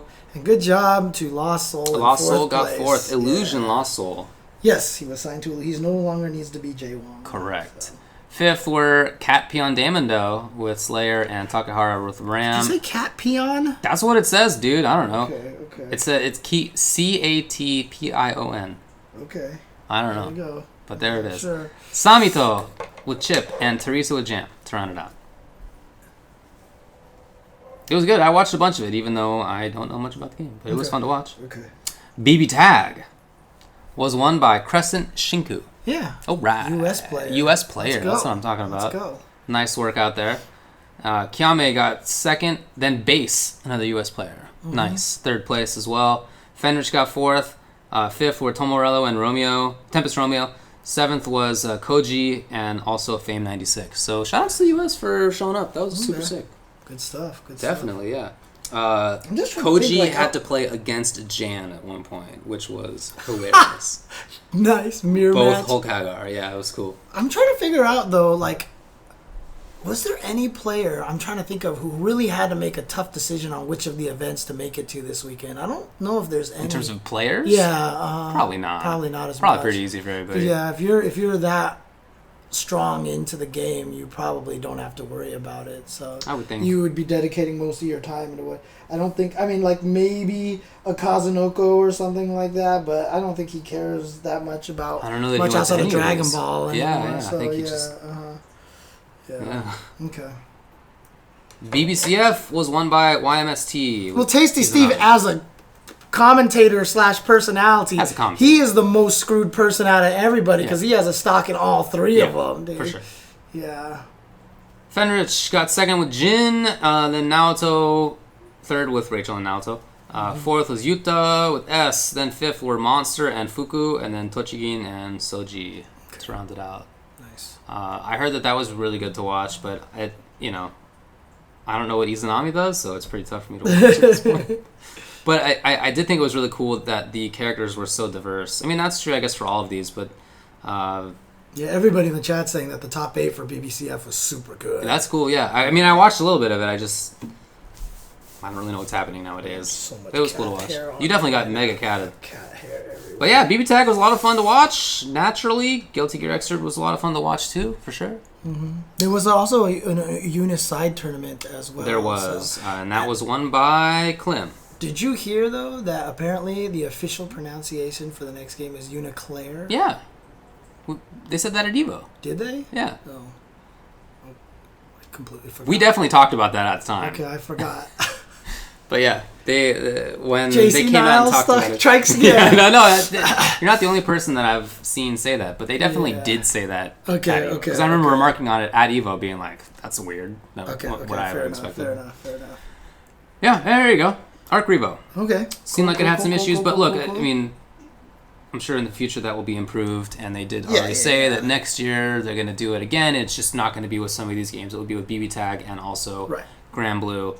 By the way, Grand Blue, they noted, will be sponsored by Psy Games. So, I read that there was going to be 100K in it, actually, now that I think about it. I just read that earlier today. Oh, was it? Oh, okay. Yeah. Because I was about to say, get ready for about $1 million in prizes. Right. Well, honestly, yeah. I mean, I feel like 100K is actually pretty piddly for what Psy Games could bring out, to be honest. Yeah, but they probably need to proof of concept it first before the guy at the top is like, you want me to put in how much into this? Right. I just feel like they could lose $1 million and not be too worried about it. But, it's probably true. Yeah. Anyway, no, I think that's great. That's really cool. Yeah, and I'm excited for that game too. After seeing it at Canada Cup, I'm kind of excited to see what that game has to offer. So. Like we talked about before, I wasn't inspired by the game, but I'm open to the idea that I'll end up really liking it. Right. Yeah. So we'll see. Mm-hmm. Yeah, obviously the ArcRevo World Tour has not been the most organized thing. Right. I feel like this year was the first year they really tried to take it to that level with the World Finals. I mean, they had the previous ones in Japan, but I still don't even know how people qualified for those, and it was all weird. And this is the first time I felt like it was a little more global. Right. But hopefully it'll keep improving. And we did talk about it already. They're changing the format of it already to have these like dojo event kind of things. And I think Daredevil events. Daredevil events, yes. So there you go. SFL has wrapped up in the U.S. Mm-hmm. Street Fighter League is complete. So this last weekend they had the playoffs of it, in which the top 4 teams had to play against each other. 2 of them would make it out. Mm-hmm. So the team that made it through in winner's side was Gill, which beat Storm 3-0. It was kind of a stomp, to be honest. So that's Shine, Rob TV, and Knuckle Dude. I mean, that team is a buff team. It's super buff, definitely. Yeah. And you know what? I want to say this as a side factor. I love the camaraderie that this thing has generated. Yeah, for sure. Because the tournament, like, Rob TV was just shouting for Knuckle Dude the whole time. I mean, at the open premiere? Yeah, at the open premiere. Like, he was just cheering for Knuckle Dude everywhere. It's really cool to see the kind of camaraderie that this thing kind of generated. So for sure. I definitely agree with that. So congrats to Gill. And then the other team that moves forward is Faust, which defeated Inferno, which was Punk, JB, and Broly Legs. So Punk did not make it through, and you could really see the result of that disappointment. Oh, really? Oh, yeah. Oh, okay. Oh, yeah. I think he was shocked. And like it literally looked more like shock than like disappointment or anger. It was just like he couldn't believe it. I mean, a crazy thing too is it was a Dual Kevin beat him, right? Dual Kevin was the one. Dual Kevin beat JB and Broly Legs and Punk. Dang, so he OCV'd the whole thing. Yeah, OCV it. Dang. Okay. And he did. Then after that, Frost beat Storm. So that team was Mojo, Gustavo, and Tommy Two-Step, which was definitely a good team, and it was 3-2, but Samurai ended up closing it out. Nice. So shout outs to them. Good job. Totally, yeah. So that team is Samurai and Dual Kevin and Sherry. Dual Kevin and Sherry, yeah, definitely. Yeah, so they'll all be playing at Capcom Cup. Even though Yeah. one of the slides said, like, going to Japan or something, they're not going to Japan. No. They're going to Capcom Cup to play in Los Angeles. So, yeah. And then I just wanted to briefly talk about the Japanese one. So I mentioned this startup on my throw. That was funny. I mentioned this last week, but you can now watch on the Capcom Fighters YouTube channel the uploads from the Japanese SFL. Yeah. So I have been doing that, and I gotta say I really like the format a lot more. Are they subtitled? They are subtitled. Oh, yeah. Okay. I was watching one of them. They didn't have any subtitles. Yeah, they're on the bottom. Do I have to turn them on? Or? I don't think I did. I think it's just part of it. Maybe I did turn it on and I didn't even realize, but it is definitely there. So I like the format a lot more. Okay, what's the difference exactly? Okay, so they like kibitz together to talk about which order to put out first, right? So So they announce which character they're going to ban first. And then after that, the teams go back to their separate corners and kind of whisper among each other about which player to put out first. And then after that match, then the two teams separate again, and they decide which player to put out second. So I just feel like there's a lot more like chances to have strategy, right? The character ban could like spur a certain person to go first, and you have to kind of play the game of will they do that or won't they? Gotcha. And then the anchor position can get 2 points. So each win is a point, but the anchor position can get 2 points. So if you OCV, it's actually worth 4 points. Whoa, okay. It's a win, but it's also 4 points for the purposes of tiebreakers and stuff. So there's just a lot more going on. So do you want to have your best player on anchor? Maybe, but it may also be that like their best player would go first. So if you can kind of sort of trick them to putting their worst player on anchor, then you can take it more easily. Yada yada. I just feel like there's a lot more like weighted decision making in that format that I really prefer. Nice. Okay. So check that out. The current leader of it is Mago Scarlet, which is Mago, Machubo, and Ujix, and then Nemo, Kichimaru, and Takeuchi are currently second. But still going on. And that might be it. It is. But then I just also thought it was cool that I heard back from the dude who runs Install. That's right. Because last week you said sorry we couldn't say more. Yeah. But if anybody has any, let me know. And he did. So Runo Lohi got back to me. That's so cool. On Twitter. Good job. It's so cool to hear about scenes in other places. Oh yeah, 100%. So they had about 290 total attendees. Awesome. In terms of Finland, that's really impressive. Oh, it's great. Yeah. Their fighting game Discord has over 1,000 members just in Finland. Cool. And Finnish. That's super cool. Dang. Yeah. Okay. Traditionally divided into Tekken, Smash, and then the rest. Including Capcom and anime and so forth. He said that the biggest scene for now is definitely Tekken, but Guilty Gear, Street Fighter, etc. Marvel was popular back in the day. The biggest cities like Helsinki and Turku make sense. That's where the scene is located. And then while most players were Finnish, they did have players from other countries. Like they had people from Sweden, Norway, and Russia, which makes sense, right? The surrounding countries. Nice. But they also had a couple players from Romania, the UK, South Korea, and France. Whoa, dang. That's really cool. Okay. That's really cool. It's super cool to hear a little bit more about scenes in other places, tournaments in other places. Always just, want to know more about the FGC worldwide. Just so I can use this as a plug at the same time. Yeah. The Salt Lake City scene is actually flying me out to Salt Lake City for they have a monthly. Right. And they were just, one of the main runners was like, wouldn't it be cool if we got like a big time commentator out here? And then he just contacted me. He's like, you want to come out? Yeah. I was like, here's rates. I know you guys are small. And he's like, yeah, okay, we'll fly you out. I was like, what? Okay. That's great, dude. So it's actually kind of cool. In fact, when I was talking to Gustavo at the event, he's like, I heard you're coming down next week. And I was like, yeah. That's super cool, man. Yeah, so I'm going to head out there and just hang out with them. So that will be streamed then? That will be streamed. Okay. Yeah. I'll have all the stream information on my Twitter and stuff like that. But awesome. It's just cool to come meet a lot of those guys over there and like hang out with them and everything. So have you ever been to Salt Lake? I have been to Utah, into Salt Lake City for work a long time ago, but nothing for like vacation or something like this. So, cool. But I mean, the cool thing about it is that it's like a 1-day tournament, so I'll just be there for the 1 day and just like commentating a bunch of their games and stuff like that. And it should be Sounds a lot awesome, of fun. man. Should be a lot of fun. So yeah. Very cool. Yeah, definitely pump out all the info. I'd love to take a look. I'm big time now, right? So as Nino Diablo says in the chat, because you see my Pocky challenge video. I meant to bring the Pocky though. Yeah, that's right. James got free Pocky, and he gave me and my wife some Pocky. So thank you very much. Much obliged. My wife had never tried Pocky before. That's crazy. So, I don't know how she's gotten through life. She's literally, her profession is to make confections. Right, how could she not have had Pocky before? But whatever, she hadn't. She loves it. It's funny too, because like it's weird because like I've actually never been that big on Pocky a long time ago. But this pack that I got, like I ate a bunch of the Pocky and I was like, this is really good. Yeah, it's good. I don't know. So. I mean, we might as well just talk about the Pocky Challenge now. I think it's hilarious. Yeah. So, explain to me what it is again. So, basically, the whole idea is if you can win a match with just as much health left to match the ratio of chocolate on the breadstick, essentially, of the Pocky, then you're getting the Pocky ratio. Yeah. And if you tweet at them, they'll feature it at Capcom Cup during a segment. And apparently, a bunch of the players are going to play a special Pocky edition.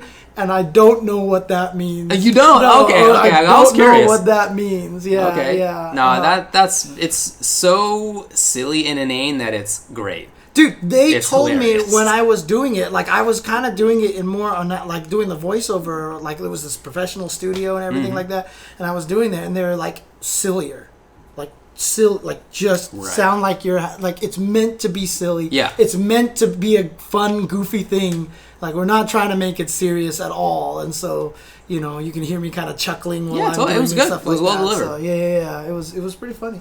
But I mean, hey, if people want me to do more voiceover work, please message me and let me know. I'm definitely down to turn this into a secondary gig. I'm totally down. Yeah, so no, it was cool, dude. It's fun. Yeah. Fun little promotion and nicely delivered. Mm-hmm. That's all I have for results. Okay. All right. Nice. Okay. My tablet is about to lose power. Oh, dang. Okay. So you should bring up the old run of show. Pew. There we go. Cool. Let's close this. All right. Okay. All right. Well. Do you not have an extra plug around here? I mean, I did it here. Yeah. I brought one a long time ago, and we used it in the downstairs one. When we came upstairs, I lost it or something. Yeah. Okay. I mean, whatever. It's not that big a deal. Do you remember what it looks like? Send me a picture of it, because if I ever run into it, then I'll bust it back out again. You got it. I just forgot to charge it before I came, that's all. Yeah, no problem. Okay, so 5-5 matchup. The 5-5 matchup here. Poll questions. Let's go over what the poll questions were here. Okay, what do we got? Questions are, what do you think about the idea of adding a permanent retro game spot in EVO's main lineup? Question number 2, who are some of the best players in their respective games who have never won EVO, SBO, or a World Tour Championship? Wow. 3. That would take a lot of research. Yeah, I know. 3 is, which SFV newcomers would you expect/hope to see in a hypothetical Street Fighter 6? Which do you expect/hope to never see again? Wow. So these are the new additions. Who do you hate? Yeah, essentially. Okay. 4, do you have any ideas for how NRS can increase the longevity of MK11? This is interesting because I will jump ahead to another question that says, what changes would you like to see in MK11? You tell me. I've been picking up a lot of negativity about the game recently. Yeah. Like a lot of people are like, this game, oh, I hate this. You can't meaty. You can't. Jumping is too good. All this stuff. Like, I'm getting a lot of like this weird, like sense that NRS is not happy with the game. The players are not happy with the game. It's just exactly the same phenomenon that the NRS scene has been since I first knew anybody in it in 2011 or whatever that was. Okay. It's literally the same people. I mean, like the ones who are being weird about it. It's literally the same people. The scene, it's like as a general matter, is way cooler and more opening and welcoming and all that stuff. But there are still people who complain about weird stuff and come up with things that aren't real. And because they're loud enough, other people are picking it up and so I would say that it. the like thought leaders, so to say, in the scene, they get a lot of people who pay attention to them. Right. And while some of them are super cool, like some of my favorite players are definitely in the scene, some of them maybe not as well informed, or like name names, David. No, just kidding. Maybe not as imaginative, and I kind of feel like that rubs off on the rest of the scene more than I feel like it should. I mean, it's always been like that. Yeah, it's been like that for every game. Yes, to be honest with you, I mean, it's such a the FGC definitely has a hive mind mentality when it comes to things, because as soon as someone. FGC. I mean, yeah, that's true. It's true. Everything is like this. But, like, I always use the example of Wake Up Jab as being too annoying in Street Fighter V in Season 1. Yeah. As soon as someone said, we need to fix Wake Up Jabs, everyone's like, Wake Up Jabs are broken! Wake Up Jabs are broken! Like, everyone said that. Yeah. And Wake Up Jabs were never the problem. Never the problem. It was just back roll or quick rise, and we weren't used to that meta. 100%. So we got blown up by it. Once players started trying to read whether you back roll or quick rise, that kind of went away, right?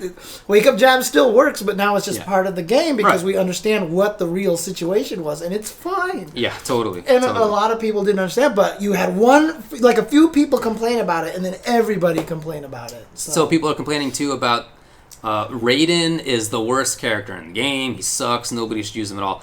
And then Fox has actually been playing Raijin Raiden recently. Great. Here we go. And they think that Raiden is like maybe S tier, like one of the best characters in the game. Are you serious? Yeah. But I mean, Fox always takes positions like this. So I don't know if it's... Oh, Fox said it. Fox said okay. Like Fox has always kind of had like sort of out there opinions on tiers.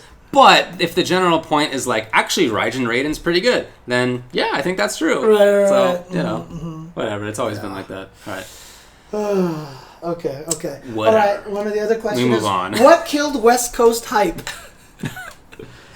I will answer this one. It's just that Sanchez doesn't go to as many events.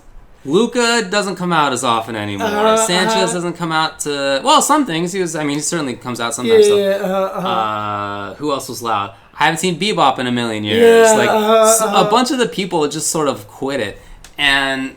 You would think that like new people would come in, and there just haven't been that many loud people who come in. I don't know why. Why the people who've replaced them in other scenes are having people who come in and out all the time too, and some of them still have people who are loud, who are newer. I don't know why we don't. I don't know. I'm not sure. Weird, yeah. I get loud, right? Like it's weird. Question. Now I'm one of the weird ones. Back in the day, I was one of the quiet ones. Yeah, I know. Question 7. Assuming games will have top tiers, what kind of character roles? Yes, Henry and Chris and ETR as well. Oh yeah, you're right. You're absolutely right. Choice sauce, Shankar as well. You guys did good work. Absolutely. All right, we move on. Assuming games will have top tiers, what kind of character roles / playstyles would you rather they be? Okay, interesting. Okay, 8. What's next for the future of Tekken and Street Fighter in 2020? Well, I think that might have been submitted before the weekend. Yeah, that's actually hilarious. We kind of know most of it now. Well, that one did not win. In fact, that one got apparently 0 votes. Okay, so everybody found out, and they were like, "We don't knew." Yeah, cool. Exactly. Yeah. The one that won actually was not the one that I was expecting. Okay. Is what do you think about the idea of adding a permanent retro game spot in EVO's main lineup? Fantastic. We have specifically brought that up in the past. I feel like that was like your idea. Right? So one of the things that I said, what I wanted to do was have it so that there was 4 retro games every year, and you could only sign up for one of them. Wow. Right? Because the reason why is because when you add multiple games, you end up into a situation where the brackets get harder to run because this person's playing that game, this person's playing this game. But if you do it that way, then the retro game, even though there's 4 of them, count as one game. Sure. Because you can't play in multiple. Right. You know what I mean? So if just this year they're like Street Fighter EX2, Third Strike, Time Bandits, and Time Killers, I'm sorry, Killers. Bandits is a movie, you know, stuff like that, then you would split whoever plays in those wouldn't be able to sign up for more than one, and they would never have a situation where Justin's like, I'm going to sign up for all of these games, you know what I mean? So that was my idea. I think that makes sense. Yeah, or just do one random game every year. Just like this year, it's Vampire Savior. Right. Next year, I've always wanted that. Right, and I mean, I remember discussing that with people before the ST Tournament of Legends happened, right? Yeah. So that was, at this point, I think that was 2012, right? That at this point was a long time ago. But when that happened, it had been how many years since ST was at EVO? At least 4, I guess. Yeah, something like that. It had been several years. And bringing it back felt like it was a really big thing and super cool and super fun. So I would love to see that again. I mean, when that happened, I remember us talking about this. It would have been cool if we had 1 year that was Marvel 2 and 1 year that was KOF 98. And to have that kind of... So... That would be really cool. A lot of people are saying, one game is probably the better way to do it, right? While I agree, I just feel like it would just take too long to get to some of the games. And some of it, and then it would become one of those dramatic, coveted spots. Like, why don't you give this opportunity chance to our retro game? Sure, right. If you KOF guys, when's KOF 2002 UM, right? If you did 4, then you could split it up, and that way. EX could have one, and then someone mentioned Project Justice could have one. Because if you do one a year, Project Justice will never be there. Never be there. And that's the only reason why. But to not make it insanity, I would make it so you can only sign up for 1. And that's basically how it works. I think that sounds pretty reasonable, to be honest. That's always been kind of the idea that I've had. So yeah. Cyberbots? Oh, dude. That game was super broken, but it would have been super cool to see. Jeez. Everybody can finally see where Devilot came from. One must fall 2097. What about, what was the one that you said had the best soundtrack ever? FX Fighter. FX Fighter. See my Cybin. Baby, there you go. And then TMNT Tournament Fighters, which has been a lot of stuff, Sure.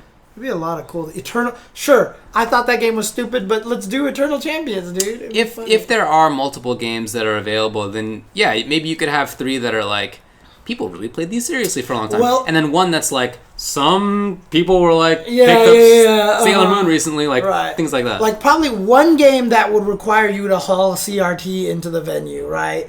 And then every other game at least hopefully has a reproduction on the modern console. The CRT issue is definitely a thing, because with no more Melee, EVO no longer needs to bring CRTs. And it's so nice. I think we all sort of suspect that that's part of why they didn't have Melee anymore. Just the ease of use. That would be one of the reasons why I wouldn't have put it in there. So I don't know that they would want to do that. But they could certainly have it as a maybe semi-official side tournament and ask people to bring things in. That already exists, I guess. Yeah, Eternal Champions was the game that came out that was people are banning Mortal Kombat. They're getting mad about the violence. Let's make it even crazier. And we're on the Genesis, so we're allowed to do that. And I don't think I remember that. Yeah, it was really... that's why one of the hidden characters in 1 or 2 was the Senator. Oh, right. Sure, I remember that. Yeah, and then there was a chicken that you could fight with because they thought that was hilarious. And one of its moves is that the farmer would run along and chop off its head, and it would spray blood, and it was completely invincible the entire time it was spraying blood that could hit you. I mean... That I didn't know. God, that game... Oh... But see, I was a Super Nintendo guy, and a bunch of my friends were Genesis guys, so we were always fighting, and he was always, Eternal Champions is great. And so for me, it was automatically already garbage because it was on the Genesis. Yeah, 100%. So. Only nerds had Genesis. Yeah, exactly. Cool kids had Super Nintendo. But absolutely, retro game. I would love retro games. Absolutely there. Right. But I mean, Wizard did put out that one tweet where he was like, what would you think of an EVO Classic? Yeah, right. And I like I said, if they could spread it so that Japan Worlds and Classic were every 4 months, that would be sick. I think that would be sick. I would definitely be on board for that. Yeah, but the question is, I've had a conversation with Wizard about this. He basically said he's just he would love to do it, but people don't travel for these things. They don't travel for the old ones. Look at the Vegas tournament that was just recently. There was barely anyone there. Evo, the Moment 37 one that Watts ran, not a lot of people traveled to that. Yeah. And so we really have to show that we're willing to travel for these things. Because as much as everybody, when people are like, that'd be awesome, I played Project Justice, let's do a tournament, and then you just don't even go. Yeah, would you fly across country for that? Right. Right, that's a different story maybe. Right, exactly. So that's the question right there. Yeah, fair enough. So EVO Classic is awesome, but would people actually go and make it worth putting on? You know what I mean? That's the question right there. Wow, Shankar says... Poor kids had Genesis. My experience was exactly the opposite, actually. The only family I knew who had a Genesis, everybody I knew had a Super NES. Well, not everybody, but if people had a console, it was Super NES. The only family I knew who had a Genesis was the one that had everything. They had every game system, every toy. They were rich enough that they could get. So they were like, why don't we also get the Genesis? Yeah. That's literally the only family I knew. I agree. Okay, well, so do you want to have a... do you want to pick one here? What do we got? I forgot to totally change the topic on the top of the screen, too. Dang. Okay. So what are some of the best players in the respective games? Which Street Fighter V newcomers? Do you have any ideas how NRS can increase the longevity? What killed West Coast hype? And what changes would you like to see in MK? I mean, I don't know. There was definitely some reluctance there. I could...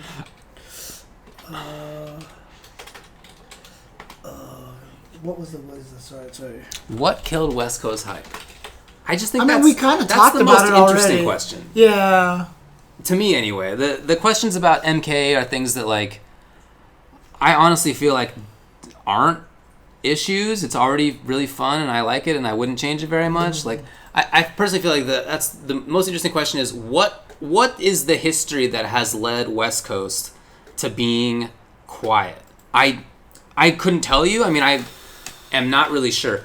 It is true that for some reason people have stepped out of the scene, and those ones have happened to be the people who were loud, and we haven't really had their replacement.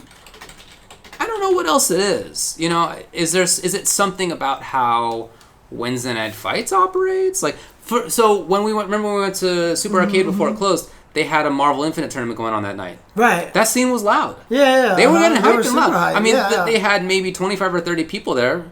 It wasn't huge, but a great local. They were definitely excited and loud. Yeah. Why hasn't that happened for other tournaments? I don't know. I'm not really sure. I guess what I would also say, though, is that we don't really have that many opportunities to prove ourselves. This is true. We don't have any tournaments down here. California somehow has almost no tournaments. Yeah. There's NorCal regionals. Well, I think it's the same reason why there's almost never any New York tournaments, is that it's super expensive to find venues out here. Okay. But in any case, we haven't had them. There's no SCR this year. Mm-hmm. West Coast Warzone's gone. Yeah. We have to go to... I mean, it's not so far, but we have to travel to EVO, which is in Las Vegas. Right. Or to NorCal Regionals in Northern California. And even that is not a huge tournament, honestly. It's a really small tournament. Yeah.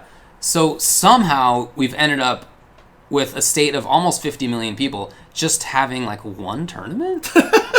Very weird, but that is how it's gone down. But that's the thing, is like it has nothing to do with being friends, because you can be loud and hype whether or not you're friends. Dude, I mean, when it used to be NorCal versus SoCal, we definitely all got loud for that, but we didn't hate the other people. Yeah, we were friends. Right. I went to college in Northern California, and so they would come down to SoCal or whatever, and I would root against people who I like went to school with. I was friends with them, you know. And then we would yell in each other's face and then go eat dinner. Yeah, exactly. Right? Yeah. I mean, there is a little bit of truth though that maybe what Crescent EXE says is that because our locals, like everyone who goes to Wednesday Night Fights from out of state, is like, what the hell? This is like a major, right? Everybody who visits, they're just like blown away about the quality of Wednesday Night Fights. Maybe we're a little spoiled to the point where it feels normal now to be at these things, you know? Okay, I guess. And so for people who don't have access to these crazy locals, they only go to these events once every few so often. They've just got all this pent up energy ready to like go nuts. Okay. You know, maybe. On the other hand, the Marvel Infinite local was loud. Yeah, right. But then again, Marvel Infinite doesn't get any chance to shine in any event anymore these days. And so now they're just like, we've got to be excited here, you know. There's no outlet for them. I really am not sure. I don't think it's something as easy as just saying that, like, we went esports or whatever. Yeah, like, there's no simple platitude behind it. I really feel like it's probably a more complicated phenomenon. Something to think about for sure, but maybe not easily answered. Yeah, I don't even think that we need or particularly want like a Viscant versus Low Tier God situation. I kind of wish that hadn't happened. Right. I mean, when I talk about us getting loud in the past, and even people now from other scenes getting loud, you don't need that dynamic to get excited and hype. By the way, when I went to East Coast Throwdown, and I was hanging out there, obviously, for top 8s. I didn't do MK top 8 or SF5 top 8, so I was just watching. I was actually one of the louder people in the room. Really? At East Coast Throwdown. Just pointing that out. Interesting. Just pointing that out. Interesting. Okay. So, and that's not to say that I was being super loud. I think it's more that the scene was not that wild. It was not... I mean, I had a blast. It was a great tournament in many, many ways. It was not as loud as I think I expected. Okay. Whereas, when you go to final round, still super loud. Right. Super loud scene. Okay. I don't really know why. Yeah, you agree, Shankar? There you go. Some corroboration. Okay. So maybe it's not just the West Coast. Maybe it's more that there are specific scenes that have retained some volume for whatever reason, and it's other scenes have basically all lost. I'll tell you why people are not hype anymore. Okay. Because there's no more chip death. And it's too easy for comebacks, so it just doesn't matter anymore. Comebacks don't matter anymore. Exactly. Hey. Got him. Got him. Anyways, yeah, okay. Did we have a just a regular 5-5 matchup? Yeah, topic? we did. Oh yeah, that's right. I remember what it is now. Yes. Okay. No chip kill, no hype. That's right. Nailed Why are Tekken 7 matches still so hype, right? Okay. Because they still have chip kills, right? I guess, yeah. The unreactable lows, which are chip kills. Well, they actually also have chip kills now, so anyway. Yeah, that's true, they do, actually. So. All right. But this is... That's right! It is an interesting question to ask, and it's something that I'll think about, and I don't know that I'll be able to really come to good conclusions, but it's certainly like an interesting question to pursue. All right. 5-5 matchup. The official question. VIP biased. All right, so at ArcRevo, everybody had a chance to play Guilty Gear, the new one, Strive. You could get into a big line that in some cases made you wait for 3 hours or whatever in order to be able to play. Was it super bad the first day. Okay. Then I heard the next day was a lot better. They brought in more setups. So it's a little bit better. But you could also, if you were one of the chosen few, be invited into a certain VIP area. Obviously, nobody called it that stuff. But you could also play it in a more accessible for you location. That is to say, you wouldn't have to wait as long in order to be able to play. Wow, all right, I see what you're looking for. Why don't you just like sort it by large or something? Can you? What? Yes, go to tools. Where? Oh, here? Yeah. Whoa. Are you serious? Oh, man. Look at these tools. That's so useful. Yeah, it's super useful. Holy crap. Yeah. I'm really upset about this now. I have never known about this at all. Well, now you know. Never known about this at all. Okay. Anyways, continue forward. Continue forward with your description. What's the SKD link that's going on in the chat here? Anyway. What are they talking about? Somebody put up a Twitter link, and I don't know what the reference is. In any case, some people were allowed to play the game in a way that they could record it themselves, or that they could just spend more time playing the game than having to get back into line constantly. VIP room. Yeah, whatever. Now, many of those people had positive things about the game to say, right? They went on Twitter and whatnot, and they said good things about it. Some other people now find a new rival. Thought that maybe they could not trust that. Their opinions. Yeah, because they had been bought off by getting put into the VIP room. They had been sort of given preferential treatment that may have influenced how the players who had that preferential treatment felt about the game, even if unconsciously, right? Even if subconsciously. What do you think? I think that's ridiculous. Okay. I mean, honestly, because, but I also have the added benefit that a lot of the players that I know who did get VIP access, I've trusted their opinion about things for a very long time. Right. You know what I mean? Like, I'm not going to go sit here and go, man, Kugi was bought out. Like, I know Kugi. Kugi's not the kind of person that could get influenced in that way. Okay.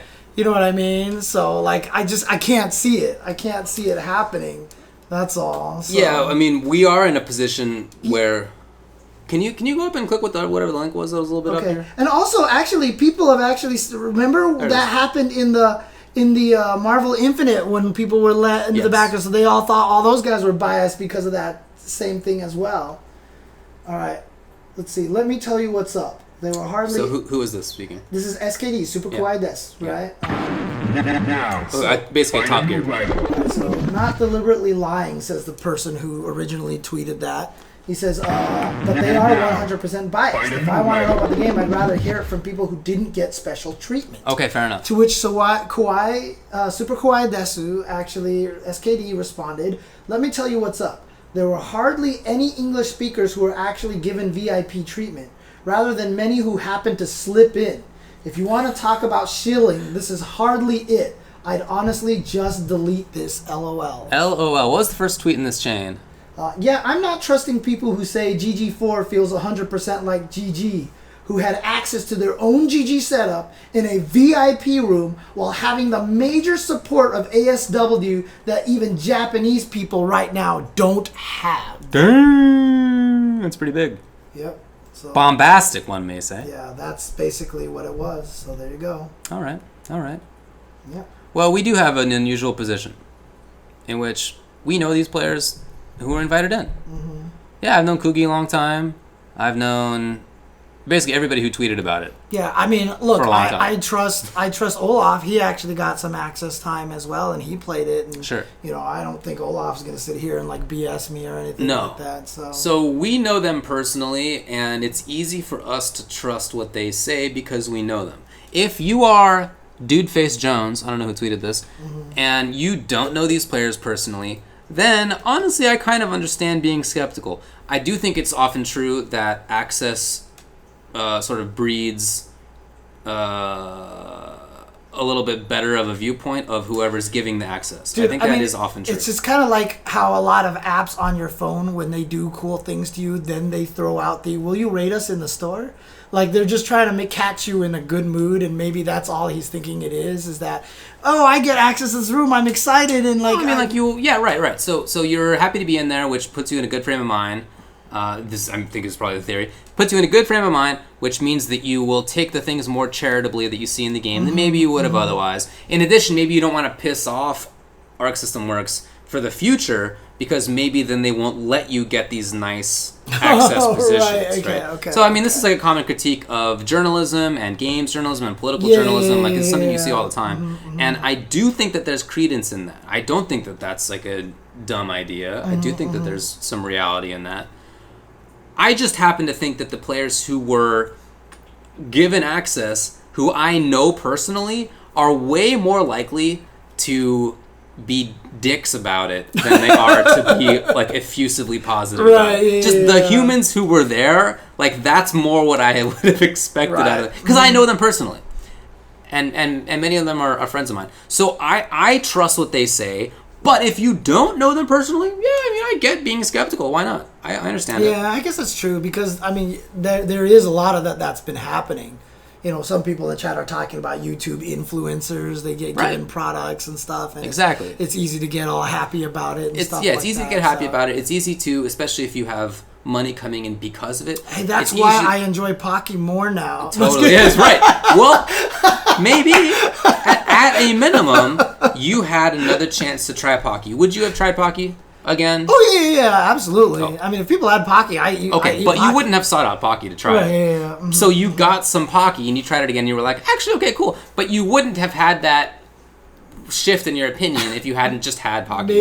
Maybe. Probably. Yeah. What would have the chance been, right? What opportunity would there have been? So, I mean, look, I do think that that's real. It's just that in this case, when I know the people, I don't think that they would have been taken into it. But if you don't know the people, I get it. Right. I think that makes sense. Especially because, like, you know, especially when situations like guys like L.I. Joe, for the MVCI stuff, and he was all excited about it. People call him a shill. And I was just like, dude, Joe. It's just like there's just no way. What? You know what I mean? Yeah, but we know him. And look, in addition to that, when you're talking about YouTube influencers or game reviewers or political inside journalists, that they have a literal financial reason to care about this. These players are not the same way. It's not true that like SKD would miss out on $100,000 if he didn't have a positive opinion about this. He would not, because that's just not literally not on the line.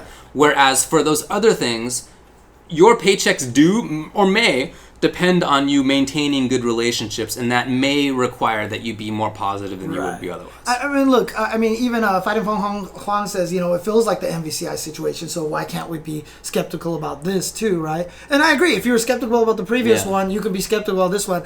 I am just as, that's ridiculous in both situations. Yeah. But again, we have the benefit that we know the people we're talking about. Like, people were really mad at Justin, right? And look, Justin is... Dude, you see the way he talks about anime on Twitter all the time? Every anime he watches is like the greatest anime ever. Yeah. He's just like the happiest guy. He's a positive guy. Yeah, he's a positive guy. Definitely. So, but I would say the lesson of the MVCI situation is that you should trust the players who get access in this way.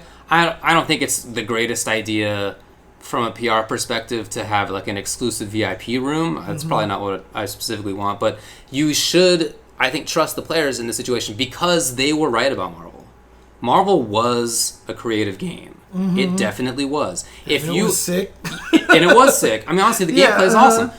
The graphics were a pile of garbs, and so when people came out of the playing Marvel Infinite for the first time with nobody else having played it before, and other people have only seen Chun-Li's face and stuff, I understand why they would feel negative. Right, there's no way this game could be fun. The gameplay is not going to be good. Capcom obviously spent no time on this, but the gameplay was fun, and so they were being truthful about the situation. Why would they not be truthful here? It's not the same. Well, some players actually are the crossover people who got that treatment from Marvel as well. Not in other cases, it's not, but it's the same scene of people who just want to tell you what their experiences were. And actually, Choice Sauce has a great comment in there. Most of these companies aren't paying opinion-changing money. That's what I was saying earlier. Yeah. They're definitely not. There's again, SKD's not going to lose 100K if he has a negative opinion. That's not what's going on. Exactly. So.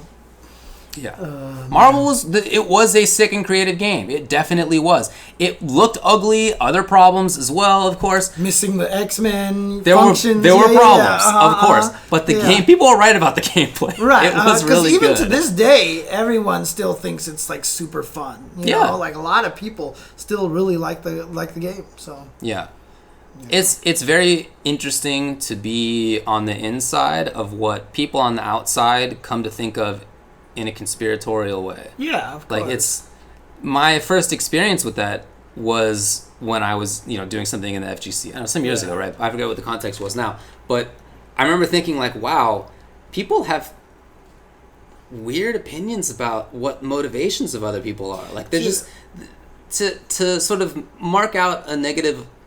If the person doesn't agree with you, there has to be an ulterior motive. Right. That's just always what it comes down to. There's a need to find more negativity, and there's a need to find more complexity. Yeah. I think personally that's the driver of a lot of unfounded conspiracy theories, where people just you don't like the idea that a single idiot murdered JFK. That's just not satisfying to think that's true.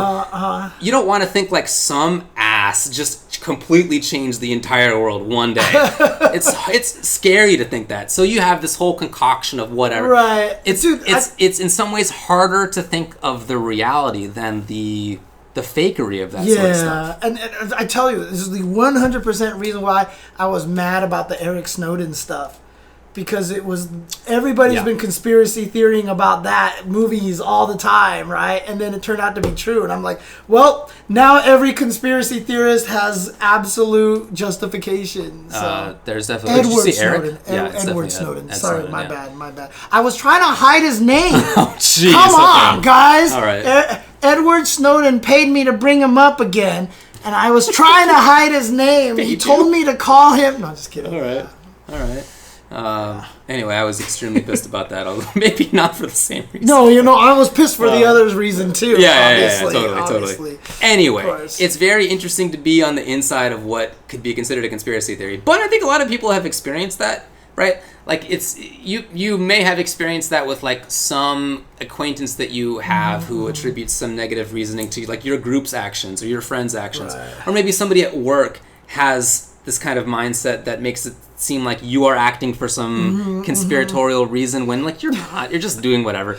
Right. I think a lot of us have experienced that, and it's always weird. Yeah. But it also kind of is a reminder that there's just like it feels good in many ways to come up with conspiracies. Yeah.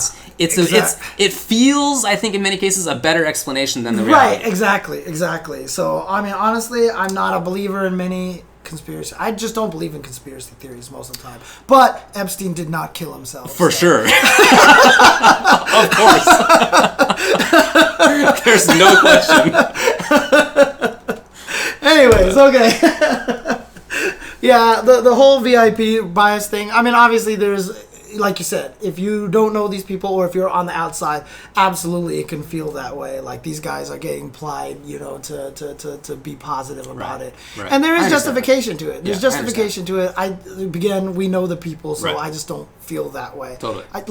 Especially someone like Kugi. I just can't even see him. Would be very surprising. Yeah, very exactly. Surprising. Like he's one guy I've known for years. Yeah.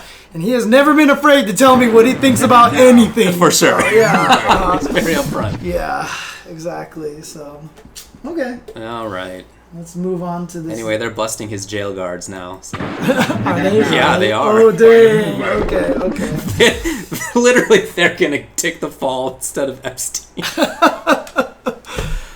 All right. Well, anyway, what's the next thing? My computer died, so this is up to you now. Oh, yeah. We all predicted Stadia. So it's out, right? Stadia is out, in its initial phase. Now, it is a service that will be changing and adding new things over time. Mm-hmm. So don't think of this as being like the everything is totally done and out of the oven and ready to eat kind of situation, because it's not. Some of the stuff is actually not ready. Mm-hmm. But some of it is. And so you can try it out. If you would like to subscribe or whatever and also buy the full priced games, then you can get in there. Mm-hmm. I don't know why you would do that, but you can. You've brought up a little GIF here.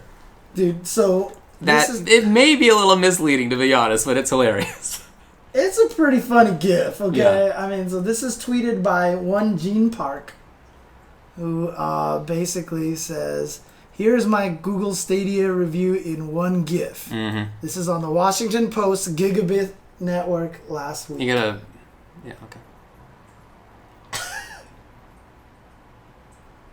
Yeah. Yeah. That's not great. That second one is Could bad. Be better. The first one is like, okay, that's kind of scary. And then the second one, you're like, holy crap, that is not good.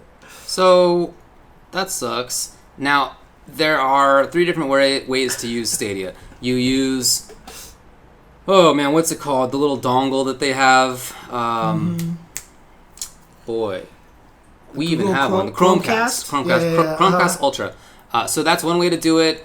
And then you can also play on a Chrome browser on a PC. And you could also play on your phone. So there's 3 different ways. Now, what I've read is that the browser is actually the worst right now. Okay. And that the phone and the Chromecast ways to hook up are actually working better. Okay. And I don't know which one that video was on, but what I've read is that the terrible connections are on the browser typically. Okay. And that in addition to that, the browser doesn't have 4K yet. It's only on 1440 still. It's not finished in that way. Paco set up a Stadia after getting home just after this started. It took 40 minutes to set up. Really? Dude, there was a whole document where make sure you do this, make sure you do that. They marketed it as being a plug and play sort of situation, and it doesn't seem like it's like that. But 40 minutes is still quite a long time. Jeez. Yeah. Okay, well, that's a bummer. Yeah, anyway, look, obviously it was going to be dumb.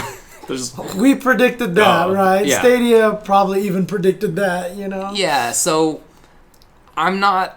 Okay, Joker J does not know what Stadia is. Oh, Google's new gaming platform that is like Netflix. You're not playing the game on your machine. You're playing a game on their server over there, and it's just streaming you the video, and you're just streaming your inputs. Yeah. So it takes your inputs, plays the game over there, and then streams you back the video. It is a streaming game service. Yeah, it's maybe not Netflix because you have to actually buy the games. Oh, okay, fair enough. But it's a streaming service. It is a streaming service. It's a streaming service. Yes. And I mean, not so different to how like both PlayStation and Xbox have done that sort of stuff. Like that has existed. Mm-hmm.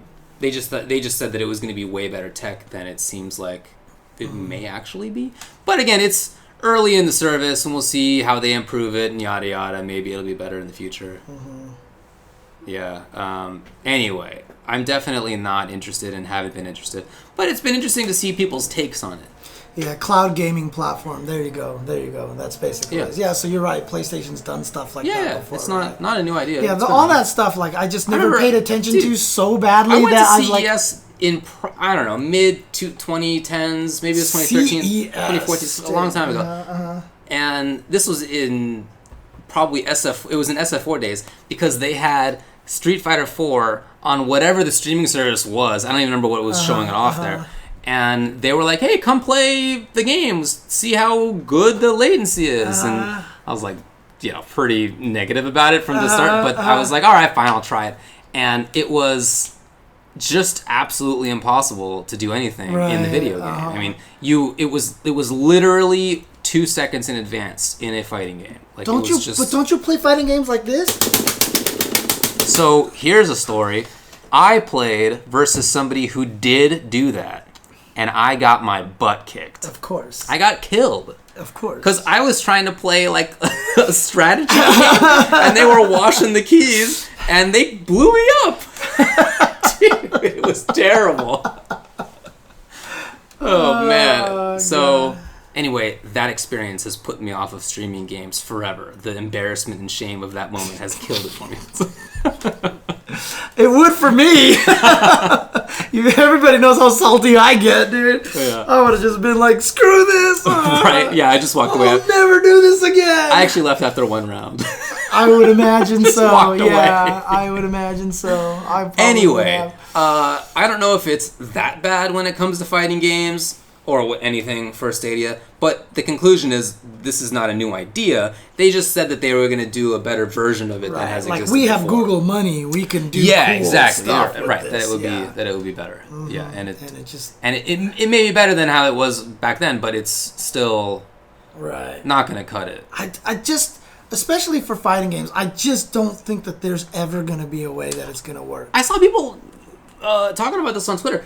But it is almost weird if they intended really to sell this as a product to put on existing games. Because I think you could maybe design games for this that are like for the system and are okay with having like even a second of input. Right. Maybe a turn-based game is great, right? It wouldn't be that big of a deal. I could play Final Fantasy 1 on this, Why not? Right. You get used to fight. I will say that I also have read that the lag is variable. So if you're accustomed to like 1 second lag, it may change to like half a second or whatever. Like it's streaming, so I mean it could change. So that's a big bummer. But if that gets ironed out, maybe you could make a game that's okay with that. But they didn't do that. They're trying to sell chess. Yeah, right. That's what we're doing. They're trying to sell existing games. And those are just definitely going to be worse than if you had them on a console or a PC. There's just no two ways around it. So people are speculating, like, what's really their goal? Is their goal actually to sell Stadia, or is it like a really expensive tech demo that they're trying to like use as a way to get further investment for future projects, or what? Like, who knows? Oh, God. It's super weird. Just imagine one time you're trying to make this careful platform jump in a game, and you need to be like, do this, and then all of a sudden the next second it's how can you even play a game like Celeste on Google Stadia? It's impossible. No way. Impossible. Oh boy. So it's weird. Yeah, look, it's not the first time that Google has tried something that failed drastically. And maybe it was too early to say that this thing has failed drastically. It just came out. They're going to be improving it, yada, yada. We'll see how it goes. But, yeah, maybe it'll be like the Google Glass situation where they just try to get people to wear glasses on their face that nobody was going to do. It did not work. I remember seeing people who wore that very occasionally, but a couple of times. What decade was that? I guess I was living in D.C. maybe at the time.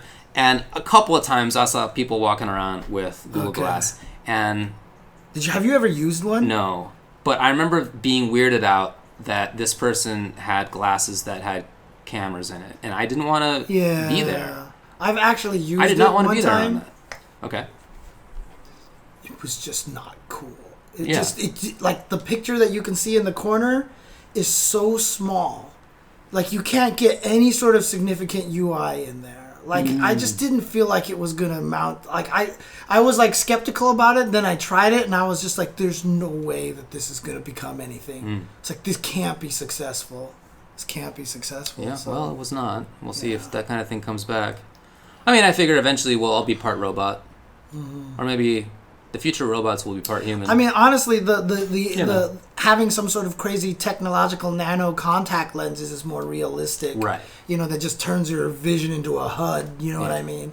That makes more sense. I just figure like eventually the data of the cyborg will also be grown in the womb, so we'll just like procreate cyborgs in the future rather than humans. What do you look? Wow. Why not? You don't think that's right? Okay. God, what's the name of that guy? The guy who makes all like the sci-fi stories. Richard Dick, wasn't it? Philip Dick. Richard Dick. Oh my God.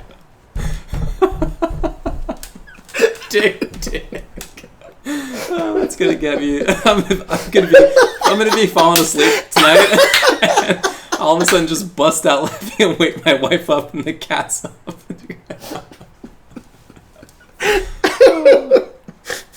Anyway, no, Dick never wrote about that, but Philip K. Dick. Yeah. Philip K. Dick.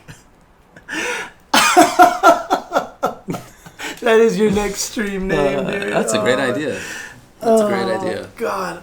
Anyway, I figure that's eventually gonna happen. Woo, Not anytime soon, and I probably won't be around for that. Yeah. I mean, none of us are gonna live past 60 anyway. Unless we get the machines earlier. We got to get the machines earlier. As long as they're the machines that can help us survive. The economy. The global meltdown. I'm reading a book called The Uninhabitable Earth right now, and it's pretty tough. It's a pretty tough looking outlook. So anyway, man. Great book though. This is why I can't read stuff like that, dude. Because if I did, very good to know. If I read it, I would end up that corner of the room right over there. That's where I would be for the rest of my life, dude. Yeah. Well, it won't be a long one. None of us will live long. Yeah, that's probably true.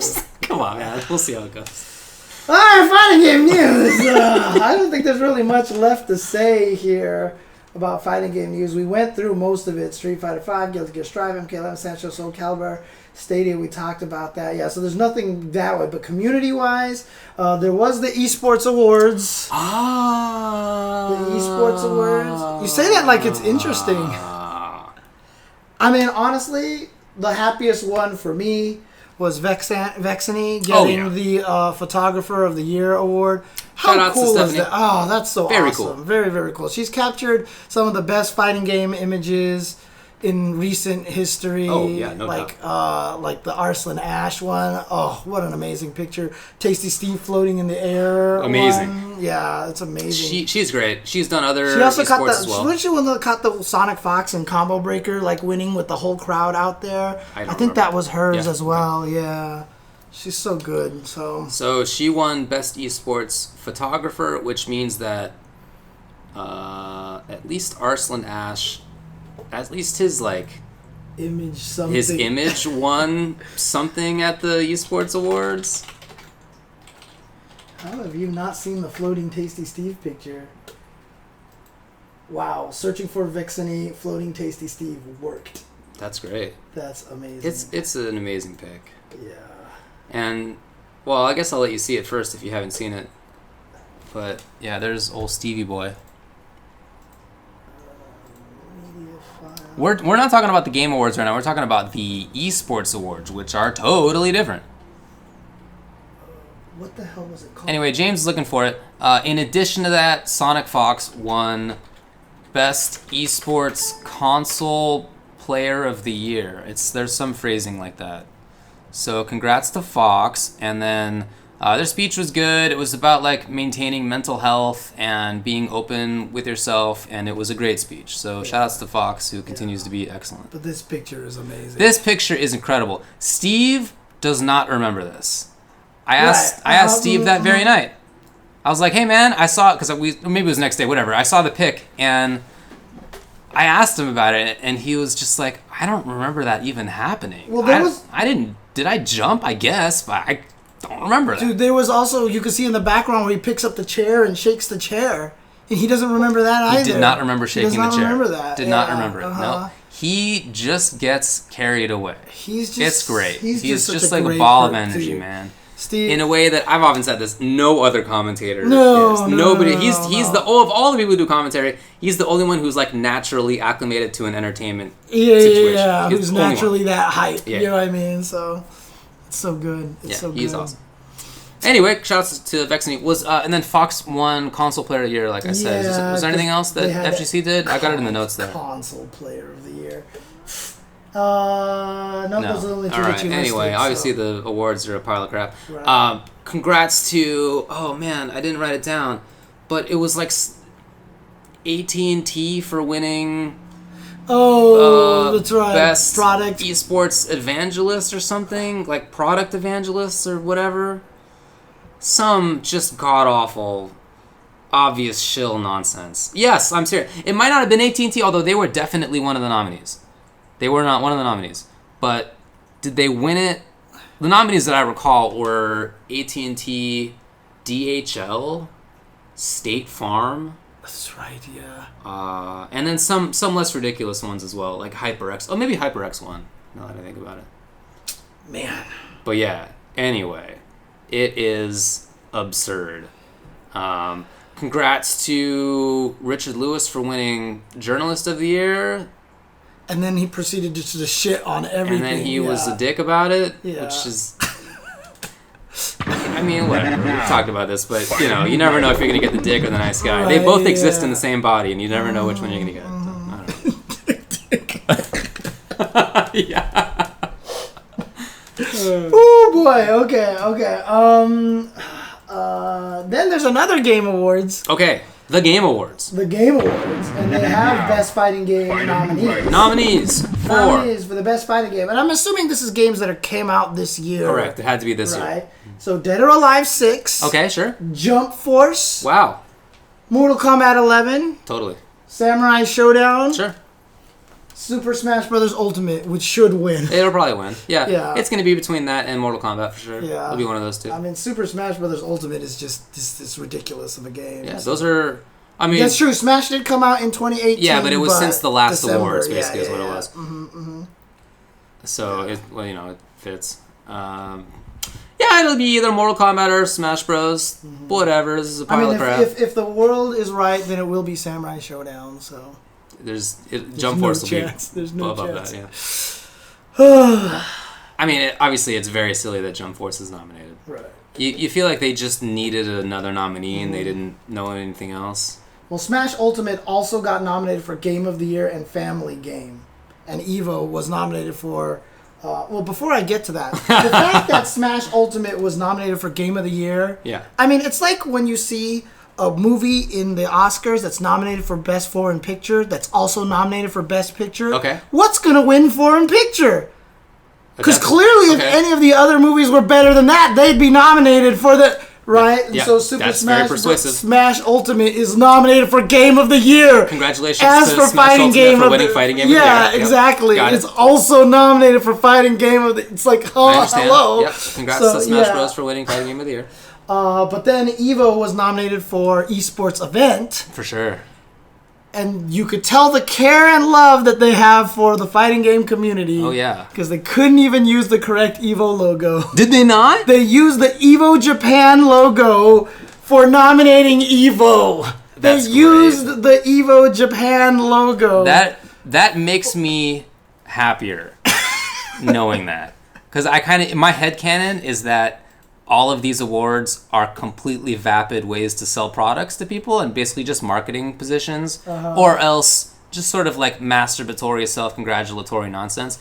And it fits better with that for them to actually not even put in the effort to find the right logo than if they had like spent hours scouring for the right one. Yeah, because a bunch of people were like, congratulations to Evo Japan for getting nominated, and Mark Man was like, actually it's just regular Evo. But yeah, and the little tweet that they had, that's what it was. So it was whatever. Awesome. So, y'all know my thoughts on award shows. We were not nominated this year, so we weren't nominated for this one last year either. Right, we were nominated for... Oh, it was a different one. Okay. Like the Video Game Awards. Right. And this is the Game Awards. Okay. I think it was the Video Game Award. Gotcha. So basically, yeah, which one was the one we got nominated from again? I believe the Video Game Awards. Right. Well, that one is clearly the best awards out of all of them, right? I mean, this is coming from a completely unbiased, completely natural opinion. Clearly, that's the only one that matters when we were nominated. Oh, yeah. Right? Clearly. I don't know if I told this story at the time. Clearly. Maybe I did. But during the rehearsal for it, I happened to sit down next to a woman there who was an attorney, who was like a sports attorney. And she was invited to come watch this by the producer, who she was friends with. And the producer came by and chatted with us briefly. And he was like, look, this is so I was like, hey, how do you think it's all being set up? Are you happy with it? And he was like, oh, yeah, it's great. But, this is like...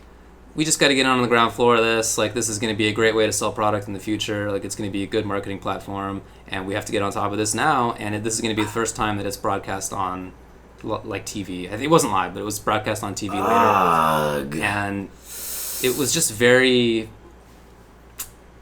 explanatory. It was very explanatory. That's so gross. I was like, I'm nominated for one of the awards. Thanks. That's so gross. Oh, God. I mean, he was just chatting with, like, his buddy who he flew out, and me, some schmo. Right? Who cares? I didn't realize you were one of the nominees. No, I told him that, but... On the sham of a nomination. I told him that, but... God. Ugh. God. And, I by the way, I showed up in basically this... I just showed up in some like dumbass hoodie, and other people got dressed up with like full-on tuxedos, and some of the women had like ball gowns on, and I was like, "This is just a pile of idiocy, everybody. What are you doing?" Gross. They gave us free booze beforehand because they wanted us to be a little saucy for the program, so that we would be louder. Oh, of course, that's what they do for the Golden Globes. Right. They ply everybody with alcohol, so it's just crazier. Yeah, I got a couple of friends who've been to that and to the Academy Awards and stuff, and they fill them up with booze, and they do not let food in, and they do not have food for sale. Right. And so you're sitting there for hours with nothing to eat and only to drink. Except when Ellen DeGeneres did order the pizza, which was still hilarious, actually. I don't remember that. It was one of the Oscars where she literally called someone to deliver pizza, and the guy, like, literally had no idea. Came in through the back way, and then he's on the stage, and he's carrying all these pizzas. This is real? I think it's real, because the guy looked confused. And then all the big stars in the audience were like, please. And they handed the pizza out, and so a bunch of them were all eating pizza, dude. Yeah, because they really are hungry. That's not a joke. Yeah, because they were all starving, actually, yeah. Yeah, that definitely happened. Wow, I don't know if it was real. I don't know if the pizza delivery guy was, but the pizza was clearly real. Okay, and they were clearly eating the pizza, so at least a funny and joke, but that's great. The delivery guy was Jimmy Fallon. No, because then he wouldn't have been able to act that well. What? I am on a roll today. You're killing it. Jeez. All right. Anything else to discuss here? What do we got? No, that's all I have. So. Okay. Mm-hmm. So I'm gonna go to locals tonight. Oh, cool. Okay. After this. Are you gonna enter the tournament? I don't know. It depends on if I get there in time, but if I don't, no big deal. I'll just hang out and play casuals for a while. Over in the valley, in Northridge, at Worlds Collide. How long does it take you to get home from there? I would guess 20 minutes, but I don't really know. It's not 11:30. It's 8:29. So take that. That's right. The tournament starts at 9. I believe it's at 9. Yeah, so you gotta probably have to go pretty soon. Then, What do you got? So. What's this link? And then I'm gonna skedaddle. Okay. Let's see here. So let's see. So Rick the Hotto says, we're really going to see another esports award show that ignores the inspirational story and incredible achievements of Arslan Ash in 2019. Amazing. Boback says, sounds like we need an FGC award show. Rick says, we sort of used to have one at EVO. I wish we still did. Tom Cannon says, if the people want it, this is something EVO could invest in. Please like, retweet if you're on board for something like this. They had the Cannon Awards. What? Grab the Cannon Award. Buy your bucket. Oh. I have to look past my food to find the Cannon Award. Here it is.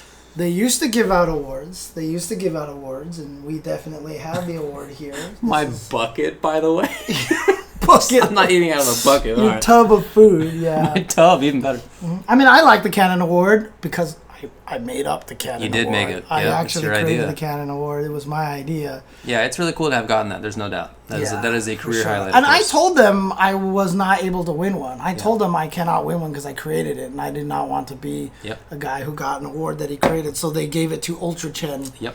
It was a really good way for them to get around the regulation. And for me to thereby accidentally also get one. So I appreciate it.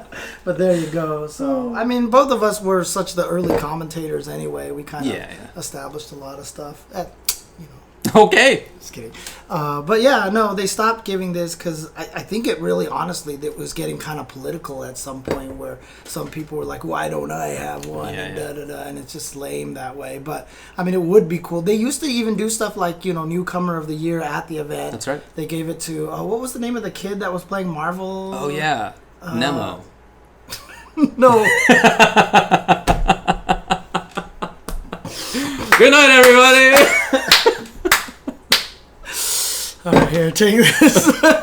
That was well done. Because he played Marvel too. Anyways, okay.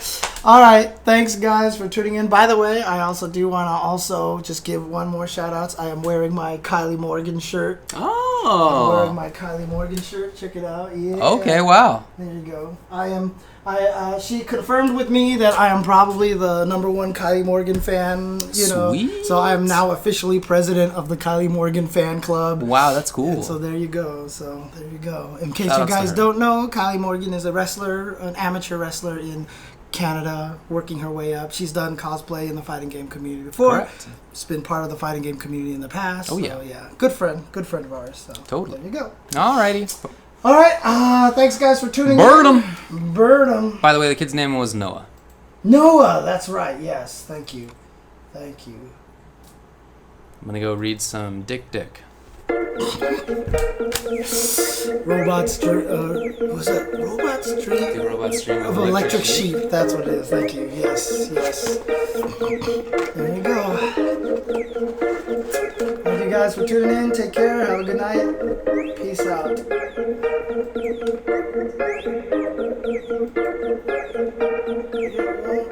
Okay.